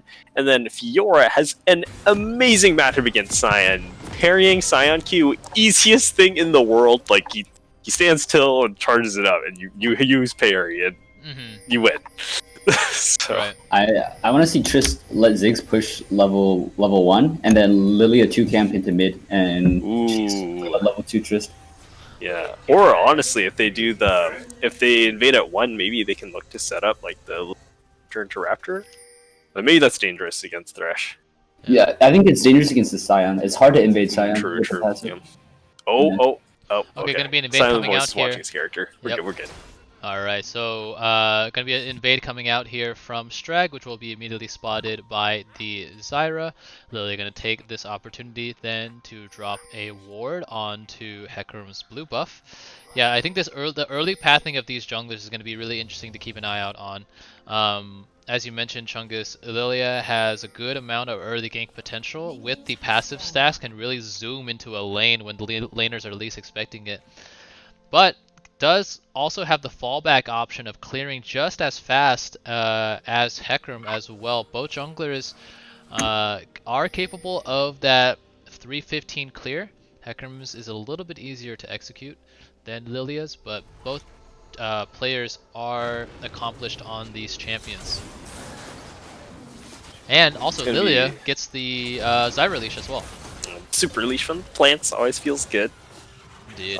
Yeah. Accelerating into that Gromp. Hecarim skipping the Krugs, moving toward the Raptors. Now, this is really interesting here because, you know, as Hecarim, usually you play for the level 4 315 clear, but Hecarim skipping Krugs here indicates maybe he wants to either counter jungle or get into a lane earlier on. Already some very favorable trades for Fiora in that early game. Just that percent max health true damage and the healing from that Mark proc as well as the Grass and the Undying. That is going to add up a lot of times already, taking a lot of her at level 1.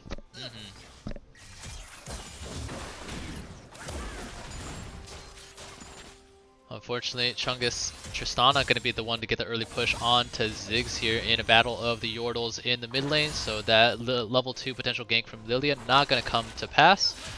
But yeah, if we're looking at how the jungler has... Oh, hold on. Zyra going to land a root, but now Thresh is going to potentially be able to flay Jinx back in. The minion wave is too big. Yeah, Exhaust though going to be forced here. Going to be a Arcane Shift, not a flash by Ezreal. So going to be the Summoner advantage in favor of Team Strag, but the HP advantage is definitely in favor of Andyland. I think a little premature there on the Exhaust. I think there's no way that Team Strag can realistically commit on the wave, but if they use it, it's fine, and it'll be back soon. I don't think Thresh has too much kill pressure in the interim, so I think Andyland's very happy about this game state over 3 waves of pressure, which is exactly what they need for Lilia to start accelerating. Yep. Alright. So Hecarim here going to be first to the crab. Unfortunately, people have not practiced their clears in practice tool. It means Lilia is going to finish her clear at 330 despite this Super Zyra leash. And the bowling ball landing into the wall going to mean that Hecarim walks away here with top crab. Joshi has to be careful here. Hecarim is looking around for the flank, and you can hear my dad. This game is also very exciting. I'm sure. What does he play? Currently he's playing... Hold on, Hecarim is going to jump into Tristana here, going to shove Tristana sideways as opposed to backwards, unfortunately. Going to mean that Tristana lives to fight another day, and now going to be a race towards this bottom crab. I really don't like how Hecarim just kind of dilly-dallied around here. Going to mean that with the bot priority for Andyland, this bottom crab will be secured by Lilia. Meanwhile, a zap landing onto Ezreal is going to mean he's taken to about 15% HP. Got to be really careful now of a errant root or zap coming in from Jinx. Could lead to a lot of flash kills. It's going to turn out pretty even after Lilia secures the bottom crab and will have that advantage of having cleared every single one of her camps. Hecarim choosing to skip that Krugs on his first clear, and this is neither here or there, but my dad is currently playing Spirit Guard Udyr. One of his signature ranked champions. He plays Rammus and Udyr, and also Dr. Mundo. Nice. But speaking of this game, we see Tristana shoving in the mid wave. Has that explosive charge passive to quickly push this wave in, and Ziggs has a teleport to get back to lane, but instead able to hold it and absorb this wave, so that'll be a little bit of tempo there for Ziggs, but Joshi should be able to comfortably recall and make a purchase of his own. Ziggs is only able to pick up the Amp Tome and the Sapphire Crystal, so overall going to be pretty weak until the Lost Chapter is completed. Tristana will be very happy to come back. Hecarim here is going to gank the Fiora, going to flash away from the devastating charge, not going to like to use the riposte to stun herself. And lock herself in place for a potential Scion knockup.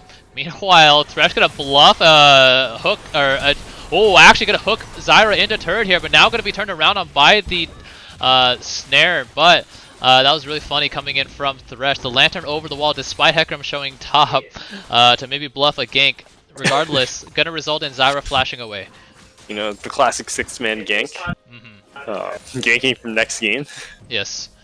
But yeah, look at this HU disadvantage coming out for Strag. It's going to mean that they need to be... Ooh, that zap could have potentially resulted in something there. But, alright, when all things are said and done, going to be recalls coming in for Andyland.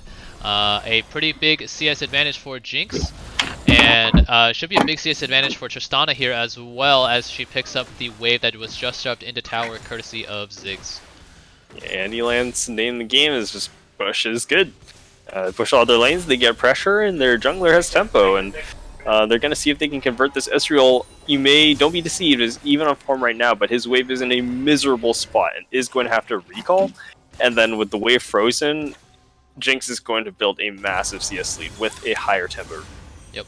And with the delayed reset coming out from Ezreal here, it's also going to mean that Andyland are going to get priority onto this dragon, which is also going to be another key thing to watch out for from from Andyland. If they can, you know, get a couple of early dragons, it's going to prevent the soul win condition for Strag. And at that point, they can either choose to play for soul or just ignore dragon for the rest of the game and force Strag to pick up that objective while they just pick up a bunch of gold and towers in the side lanes.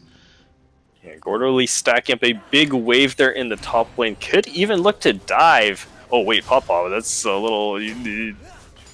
Okay, he almost executed the Gromp, but he's good. He's just gonna back there. Yeah, in the mid lane here. Fast back. It's, you know, dying at level 1 is a faster recall than recalling. So, you know, maybe 5-head strategies here. At level 5, I don't think the death timers are quite that short. But, yeah. It's always funny when someone executes in the jungle. We saw it earlier this season. Karthus ended up going down to the Krugs. Unfortunately, a bit of a mishap, but yeah.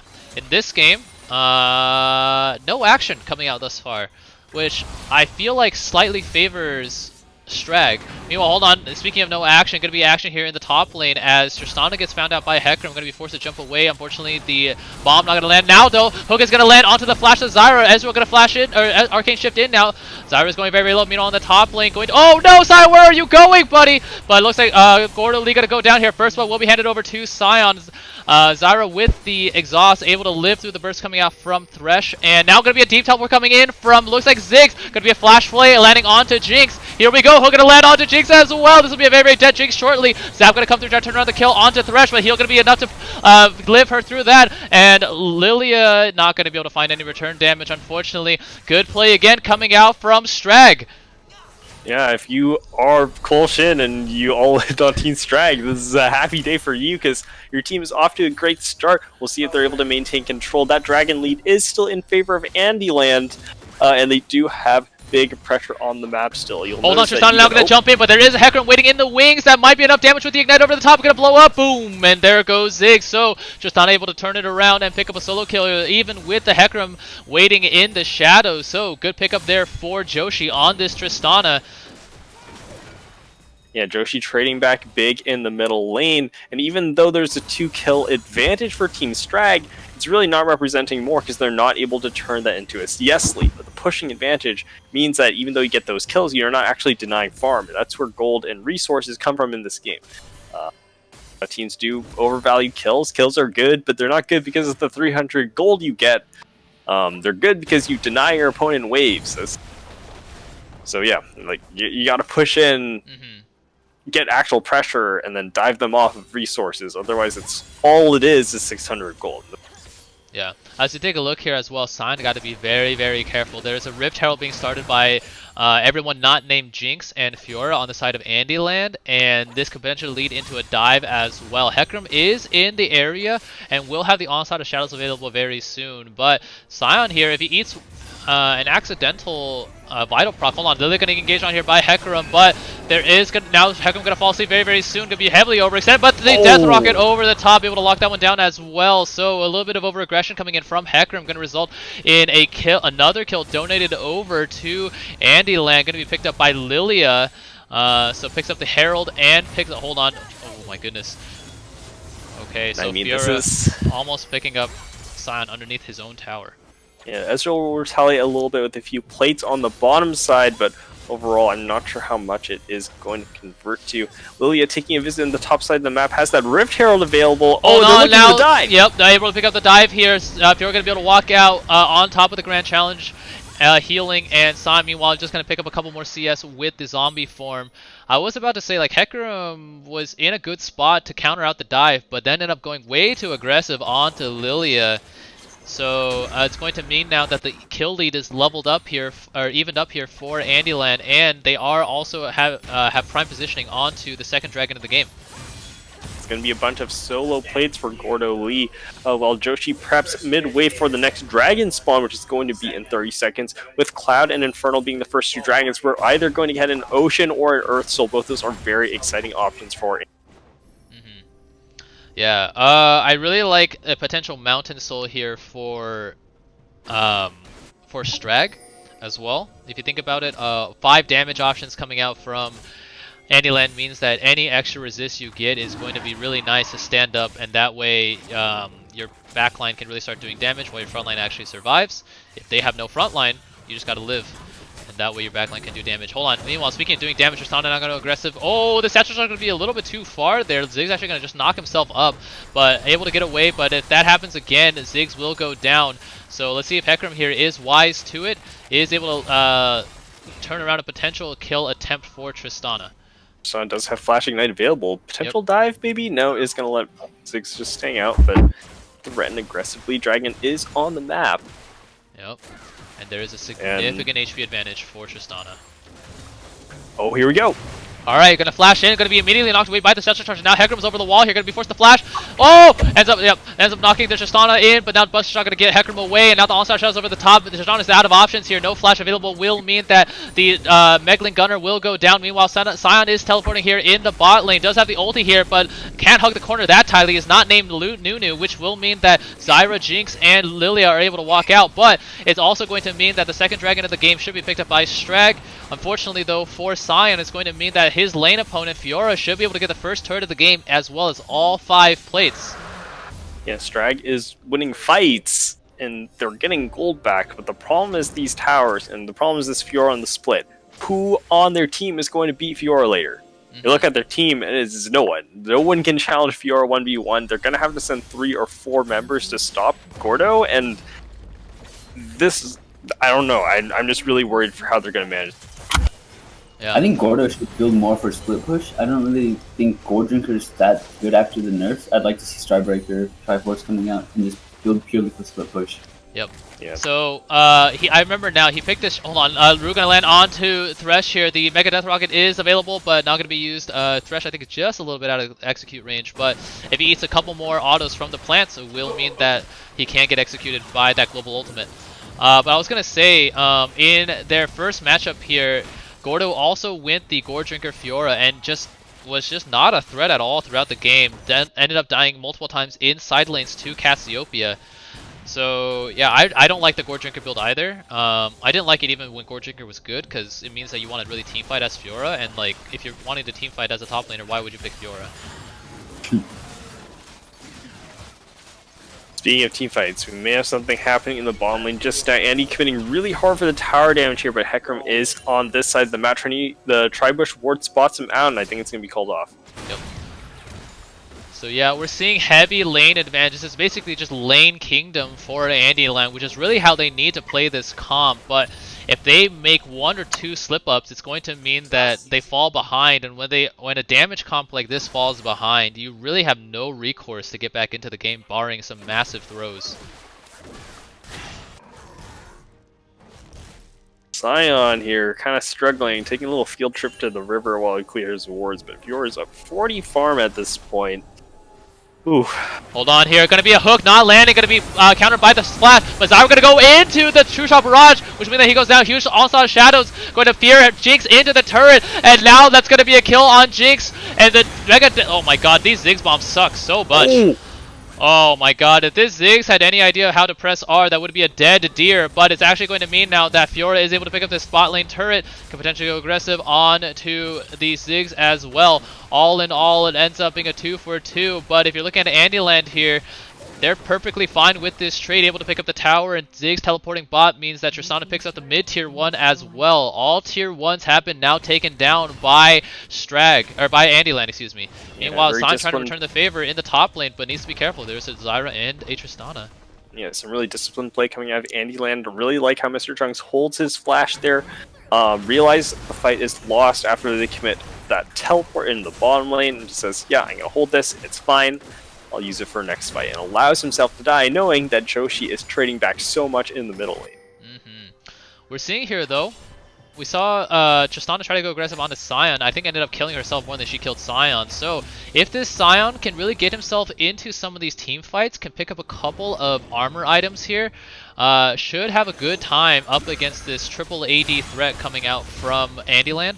Obviously, Zyra, Poke, Lilia, HP percent damage is nothing to laugh at, but Sion is going to be a very, very durable boy, just so long as he doesn't fall too far behind here. Yeah, we'll keep getting that health and can still initiate in the team fight, but currently having to take that Bramble Vest Detour, a correct decision, but is going to delay his mythic completion for these team fights. And we're going to see Andyland continue to grow their gold lead. They're up 3 towers, they got so many plates, and now they're initiating this sort of 1-3-1 setup. They're going to have Jinx wave clear mid, they're going to have Tristana splitting and Silent Fiora in the other side lane. How do you manage this? Ziggs is holding Fiora in the bottom lane. That's not what you want to be doing to your Ziggs. You want to activate him mid with the push, and he's never going to be able to break towers. Yep. Oh! Oh, actually, that was a really, I want to say, smart decision by Strag. The Jinx rocket does not actually blow up on the neutral objective. If it hits a champion, then the damage will be dealt to the neutral objective. But the Mega Death Rocket not landing means that there is no potential for a steal. And now there is a Rift Herald available for Strag to maybe get them in some favorable lane positions as the 3rd dragon of the game is spawning here. Very important dragon. It's going to be an Ocean, and we're going to be playing for Ocean Soul on this map. And Fiora is going to prep that bottom wave before we set up for this, and Zyra running out on the map means that although Andyland has position, they don't have a way to develop wards yet. Oh, Joshi, you cannot be there. That's, whew, that was Rocket jumps playing out. with fire. That was nearly a death sentence for Tristana, maybe playing on the edge there, trying to keep things spicy. But now, speaking of spicy, going to Gale Force forward onto Hecarim. Going to try to get some HP advantages before they really start on this dragon. Obviously, with all of these members here, it's going to mean that this dragon is going to go down immensely quickly. But they also have no real tanks. The closest thing to it is going to be the Score Drinker Fiora. But yeah, if you're Strag, you got to get in, hurry. Alright, the dragon is already dead. 2-shot barrage, going to do a good amount of damage. Going to be a dead Lilia very, very soon. Going to be eating the full brunt of that Scion ultimate. And now the Hecarim going to choose to go onto the Zyra. We're going to be able to pick that one up. Now going to go onto the Jinx. Hook going to land there. No cleanse available will mean that's going to be a double kill for Hecarim. Meanwhile, Tristana going to be forced to flash away from the Scion. Andyland does have... Oh my goodness, this is Hecarim going to go for it. Alright. Oh, Scion! Oh, what is going on here? You gotta be... Alright. Andyland gets Dragon, but at what cost? I think if your team's Drag, you're pretty happy with this one. You get some kills back, you get some gold back, and that's all you really want. You finally get a team fight, and it's the only time that you can really trade gold back, is because you're never going to be able to win on split. So it's good for them that they win that fight, but because they lose the Dragon, Andyland is that much closer to their Ocean Soul win condition. Fiora continuing to absorb these waves in the bottom lane, already at 180 farm at 19 minutes. It's terrifying, and yeah, I do not want to be this Scion if I'm in this game. Yep. Yeah, and this Scion walks top lane. Good choice.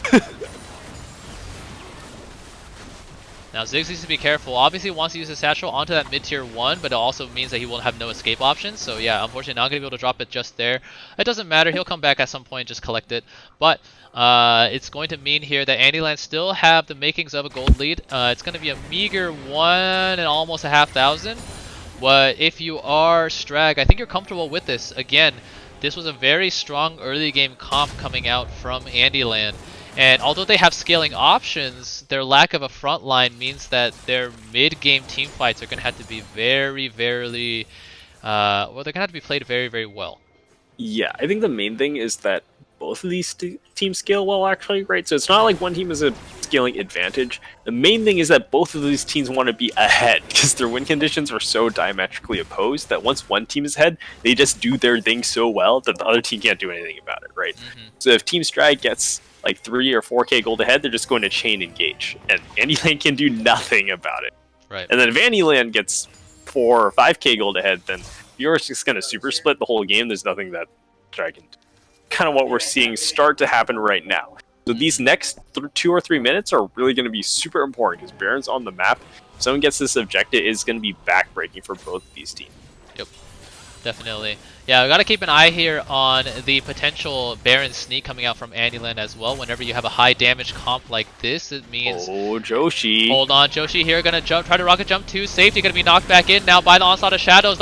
There we go. And now this Tristana without flash gonna go down here. Buster Shot gonna be used in vain to knock the Hecarim towards his own tower. And there is a Ezreal here trying to wave clear mid. Will have the True Shot barrage available as well. Meanwhile, Ziggs is gonna be on Fiora duty. Eats one lunge coming in from Fiora, but otherwise it's going to be happy to wave clear from a distance, which means all in all it's going to just translate into what should be a tier 1 top pickup for Scion, but it's still very, very slow. I really like how Team Strag has allocated Miss Killer to the bottom side of the map. If you take a look at Andyland's itemization, the Gale Force on Tristana implies that Joshi really wants to match Ziggs. Gale Force super great against Ziggs. You jump on him, Zorch him, he gets one shot, can't get away. Yep. Not as good against Cyan. You really wish you had Kraken Slayer. Fiora has the Gore Drinker, which is pretty good against Cyan. You know, you keep healing, you get that sustain, although Strikebreaker and Trinity Force are good options. The healing is really nice when you take that long fight against another melee. Unfortunately, kind of useless against Ziggs, who wave clears you constantly. So I think Team Strag really identifying the correct lane allocation to negate Andyland's itemization. Okay, so the second Ocean Dragon of the game here is going to spawn in a minute. We saw Strag come out on top in the dragon fight, although it was Andyland that did pick up the dragon here. I think if you are Strag, you're really looking for just one more dragon. With Soul 2 dragons away, it will mean that you don't have to contest dragon anymore, and you can just play for team fighting, which if both teams are even, I would definitely give the advantage over to, hold on, Thresh and Heck, I'm going to take the Blast Cone over onto Fiora. Ooh. The Onslaught of Shadow is going to now come through. Going to be followed up by the Sign Charge as well. Alright. Oh, the Gore Drinker coming in. The Gore Drinker going to come through, yep, but now it's going to be Lilia overextended here. Going to be flayed in for that Sign knock-up. Good play from the Thresh. The Mega Death Rocket actually almost taking out both Thresh. Cross snap though. Yep. The Tristana here able to get a good push onto the turret. The True Shot Barrage not going to do too much here. With this tier 2 turret will go down, and now it's going to be Tristana jumping in onto... but it's actually going to be a bait by the Scholar. The Essence Flux plus the Q and the Essence and the Arcade Shift going to be enough to burst Tristana, who jumped past the tower to try to kill Ezreal. A Scholar he may be, but a warrior as well, apparently, as he just terminates Joshi's life. That solo lane experience not enough to turn things around and just goes down to the Ezreal burst damage, and it's going to be a dragon secured by Team Strag. You know, I talked about this game being bloody and snowbally. We're actually seeing a really close game, just really big blows being traded back and forth, but overall, I don't think Andyland cares about this goal. They are playing for the towers, and towers they will get. Yep. Got to keep an eye out on here as well on the Fiora teleport. So again, I think they're trying to play that playstyle that PokeCard has really been working towards, which is we're okay losing team fights just so long as we draw them out, and that way whatever side lane threat we have is going to just take your entire base. So if you are Strag here and you look for a fight, you have to be decisive. You have to win these fights fast so that you can respond to any potential push. Right, yeah, I think that's something that teams are kind of working on. It's kind of like a baby skill for a lot of these teams. It's like knowing when you win and how you win is important. Then knowing how to execute cleanly and quickly is the second skill, because sometimes it's winning because it's 5v4, but that doesn't mean you can hang around all day, because Fiora is splitting on the opposite side, right? So you gotta wrap things up quick, find the pick you want, and then go home. Otherwise, you're gonna lose your whole base. Right. Baron is on the map, so we're going to have to keep an eye on that. Gordo Lee is going to be walking off to the bottom side, now has teleport available, but Joshi is going to have to keep an eye out because there are 4 people looking for him. Yep, going to rocket jump over the wall. The bomb here going to be used. Will find a good amount of damage onto Tristana. Nice going to force the flash away from the Onslaught of Shadows. Well mid. Yep. The sleep, or the bowling ball does land onto Ezreal, but going to be close enough to the tower that Andyland do not choose to engage there. And this is a good window here for Strag. Obviously, you need to keep an eye on the Fiora, but Fiora started the push here, so still have the minion advantage there. Ezreal, though, being the one on wave clear duty is not necessarily the best allocation. Obviously, you want your AD carry to be the DPS onto an objective like Baron. I don't know if this is going to work, but they're panicking because Fiora's on the split. Yep. Alright, gonna be a hook onto Lilia. Wants to be there. Alright, gonna take the hook over the wall, and now Tristana will be overextended, but if you're Andyland, you don't really mind this at all. It's because you're just buying so much time. Tristana gonna be the sacrifice here, but Fiora is already onto the Nexus turret, or the inhibitor turret. Oh, it's a teleport command defensively. Yep, gonna be a flash in, or teleport in from Ziggs, but with no tower here, it's going to mean that Fiora is just gonna be able to take this bot lane inhibitor. And with no Baron traded over by Strag, this is a win for Andyland. Yeah, it looks kind of lopsided, and you may think that Strag gets a kill, but that kill is not worth as much as the bottom inhibitor. And with that inhib down, there's that constant pressure deficit. Ziggs no longer is able to match Fiora using the tower. And with that, Andyland has free reign over the entire map. They can leverage Fiora on the split. They no longer have to send Tristana to match into the Sign. They can send Fiora after Sign, use the supers in the bottom lane, and then create a 4-stack in mid. So effectively, this inhibitor has given them an entire extra player, because now Joshi no longer has to... Alright. So, with this inhibitor down for the next 4.5 minutes, let's see how Andyland decide to translate this auto-pushing side lane pressure. Obviously, again, with really 4.5 high damage dealers coming out in their comp is going to mean that Baron goes down really quickly. But it also means that while they're doing Baron, they're going to be taking a lot of damage, which will open them up to a potential Ziggs bomb over the top, plus the Baron Shred. Going to mean that a lot of damage can come down in an instant. So got to be careful here if you are Andyland to not overextend and try to take a Baron when not appropriate. Yeah, have to stay disciplined, stay calm, and again, they scale well. They're not in a rush. And neither team really is. Hold on, Fiora here going to be... Commit. Yep, here we go. Fiora, yep, is resigned to a fake, going to be knocked into the wall by the satchel charge. This is a very dead Fiora. Ow! But maybe going to turn it. Yep. Oh, okay. This is way too much committed by Strag, unfortunately. The Onslaught of Shadows plus the bomb as well means that 4 members of Andyland are going to go towards the Baron. It's going to go already down to about half HP. Sion's here, though. Sion is here, and Zyra is very low. The 2-shot barrage over the they're top. so low. Oh! But unfortunately, the Baron does get smited away by Lilia. Now they're going to walk out here. The Sion ulti is not available to charge them down. This bowling ball will be able to slow them down. And that lack of Onslaught of Shadows means that this Hecarim is actually in a lot of danger here. Oh, Zyra unfortunately ended up rooting the wall of all things. But the Zap going to be able enough to slow down the horse. This Thresh is hanging around. Let's see if we can find the hook. The bomb is going to land. Oh, it's going to be the Ziggs picking up the kill onto Zyra. The hook would have prepared to be a dense sentence as well. Sign, meanwhile, going to use a very valuable teleport to secure what was already going to be a very dead Ocean Dragon. That's going to be one tool that Strag now do not have to respond to the split push that is sure to come out from Andyland in these next 3 minutes. Yeah, they get this Dragon, which is good for them, but they need to start playing their next move fast, because the bottom super minions are stacking up. Baron has been secured by Andyland. They're going to death push mid and look to take a lot here. Yep. Crucially, though, Fiora was dead, so she does not have that Baron buff, which means if Fiora does split push in the side lane, she will not have those empowered minions, which is really the only saving grace for Strag. They committed way too much for that Fiora kill, in my opinion. But as it stands, gonna be a push now onto the mid tier 2. Jinx with a couple more rockets, gonna be able to pick this one up. Meanwhile, for Strag here, gotta look for that next engage as soon as possible.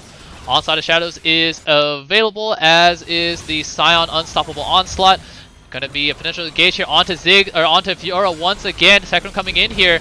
Gonna be the knockup. Oh, the Onslaught of Shadows gonna be used though. It means that Fiora is going to. Oh my god, look at this Scorcher, can do so much work. However, the minions were not here in the mid lane for Andyland, which will mean that.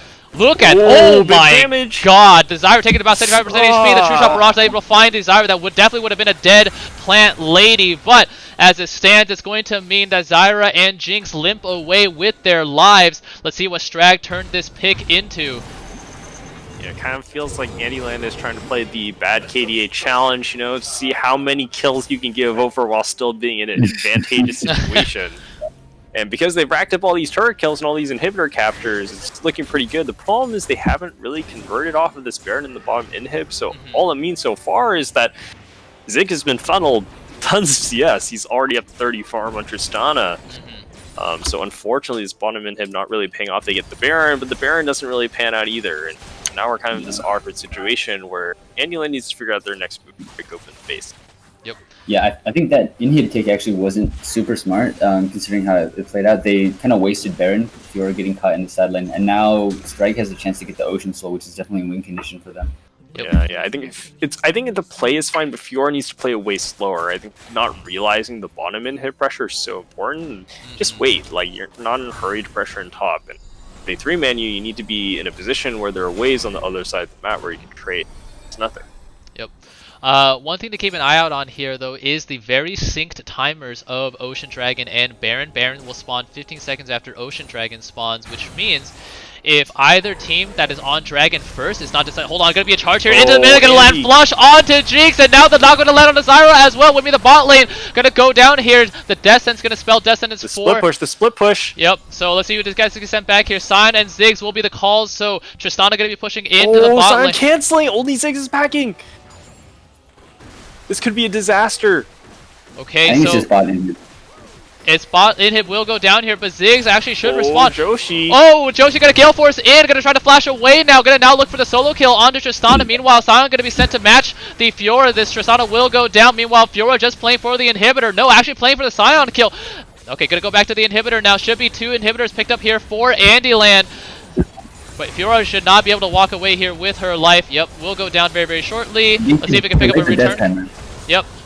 Okay. Yeah, fortunately for Andyland, there's no ways for Strag to push with. So they get these kills, but for what? They lost their inhib for them.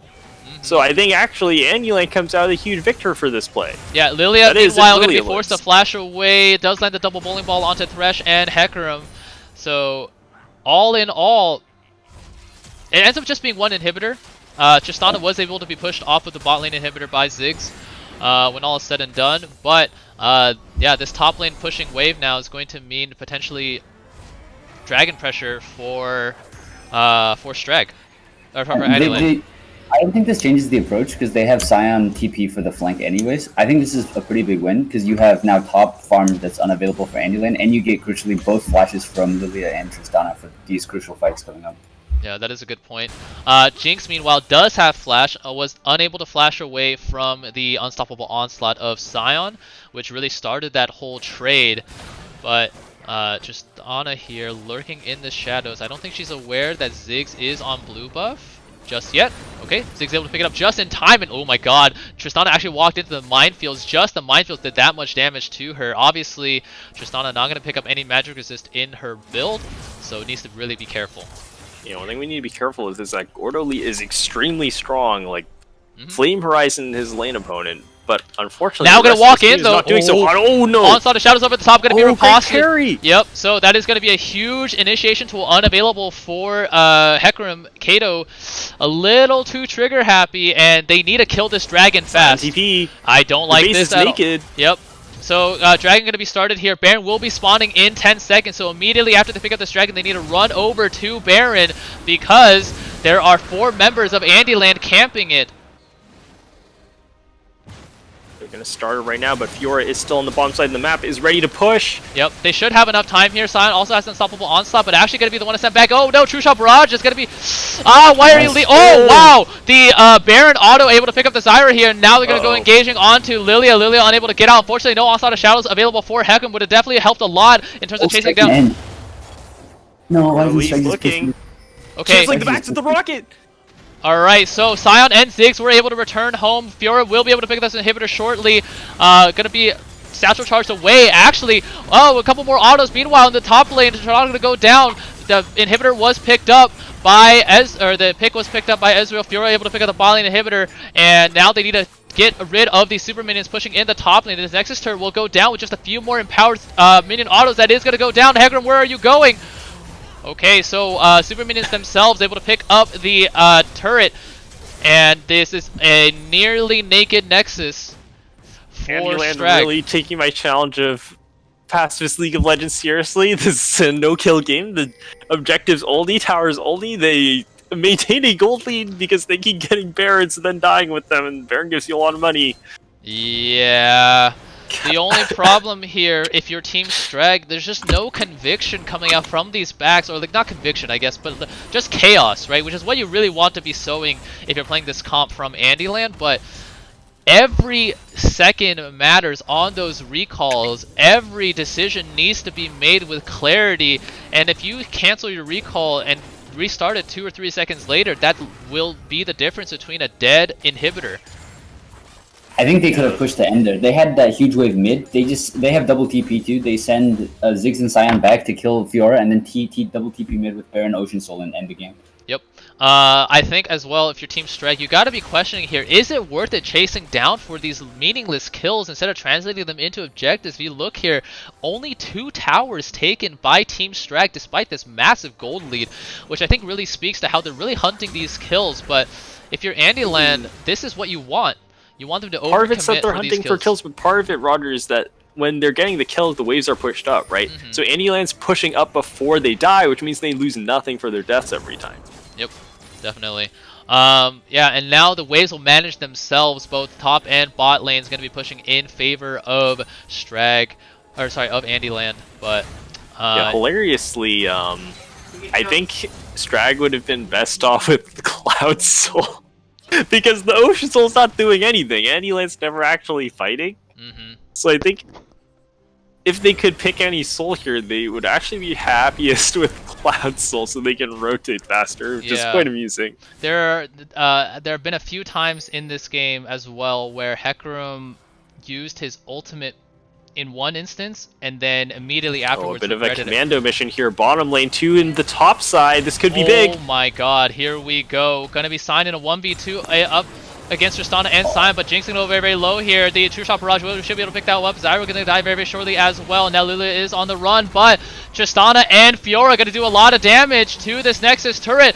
The first recall just got started by Ezreal, and there are no minions, fortunately, for Andyland, but Fiora is still gonna be doing a lot of damage. Sion, turn around, buddy, because Fiora is going for the Nexus. Here we go. Rapaz gonna stop some damage coming in. Lilia gonna try to stop the recalls of both Ziggs and Hecarim, but the Fiora gonna go for it, and there it is, gonna return the favor. Andyland here, despite this whopping gold lead or kill deficit, gonna pick up the win. What a fiesta. What a fiesta. Holy shit. Well, we were promised experimentation, and it is experimentation we got, courtesy of the full split push play for turrets comp coming out from Andyland. Strag, unfortunately not able to deal with it, and Andyland are gonna pick up the win. Wow. A different type of game, definitely, coming out from Andyland here. Gonna move them to 9-2 on the season. Meanwhile, Strag going to fall to 3-8. Let's just take a look at that last push coming out from Andyland. So, gonna be 3 members acting here really as bait. Gonna pull 4 members down from Strag. Good start though with the bomb from Ziggs over the top. Zyra overextended as well. The onside of Shadows unfortunately was rooted up by the Chompers. Gonna buy just that little bit more time, and meanwhile Sion is the only one capable of defending. And then Ziggs here with the burn from Lilia, unable to channel the teleport, which meant that Tristana plus Fiora able to pick up the win. And Sion just, yeah, not going to stand up, obviously, to both Fiora and Tristana. Tristana here just acting as bait. Fiora just going to be queuing back and forth, able to pick up the Nexus when all is said and done. So, a little bit of deja vu, but this time it's Andyland here going to pick up the backdoor win after it was Strag with the XPK moment in their first matchup. GG.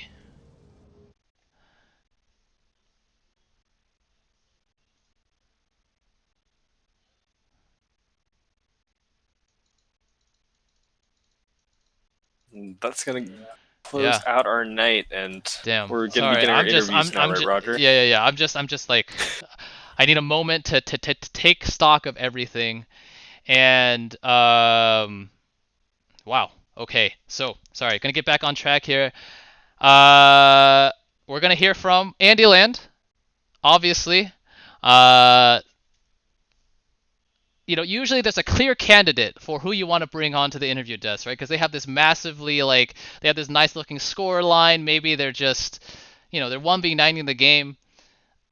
Who do you want to talk to from this game? I feel like Fiora, obviously, but then beyond that, who else do you want to hear from, Clovis, on the interview desk? I would love to hear from Joshi and this Tristana mid pick. Okay, let's do it. So we're gonna bring up Gordo here, and Joshi. All right, once again a kidnapping victim.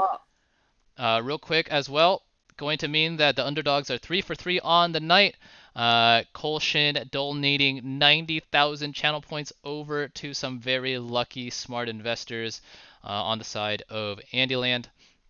122.7k goes out to, let's see who ends up being the big winners here.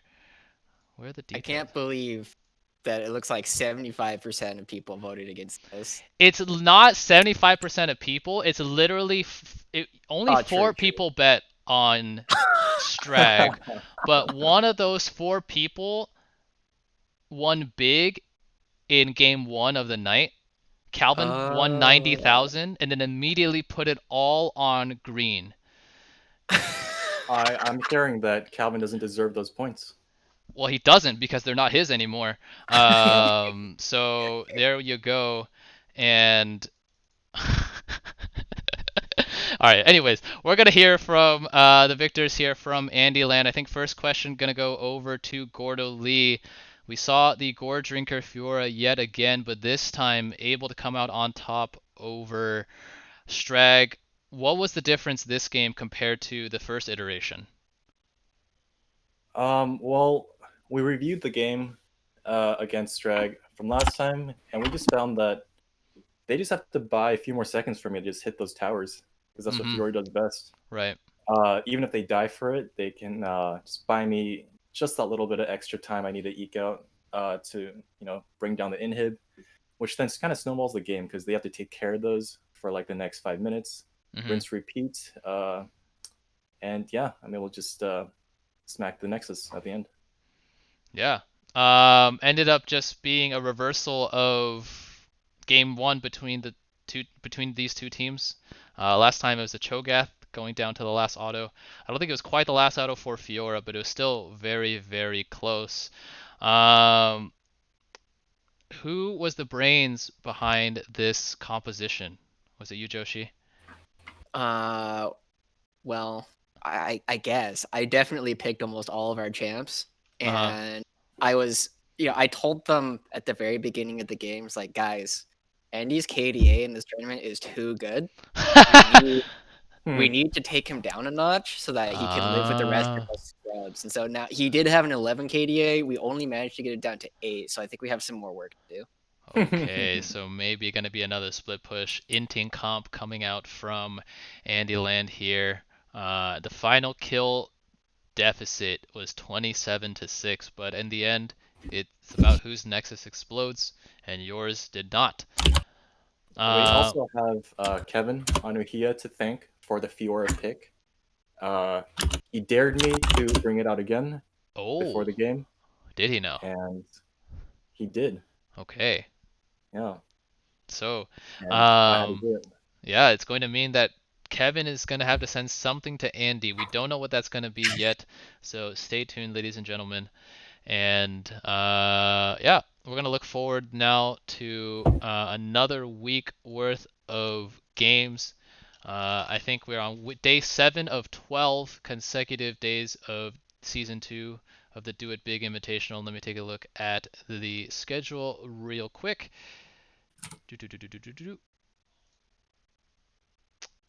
And so tomorrow we will see Andyland again at 9 p.m. Not 9 a.m. 9 p.m. versus Double Jungle Gap. So we will have that for you guys. I will update my schedule shortly in my Twitch description. But for now, just know 9 p.m. PST tomorrow. We will be back at it again. All right, I'm going to bring the stream to a close for tonight. Is there anything that Joshi, you or Gordo want to say to your fans after this game? It's honestly just like a Gordon diff. Like, I don't know, man. He had so much pressure this game.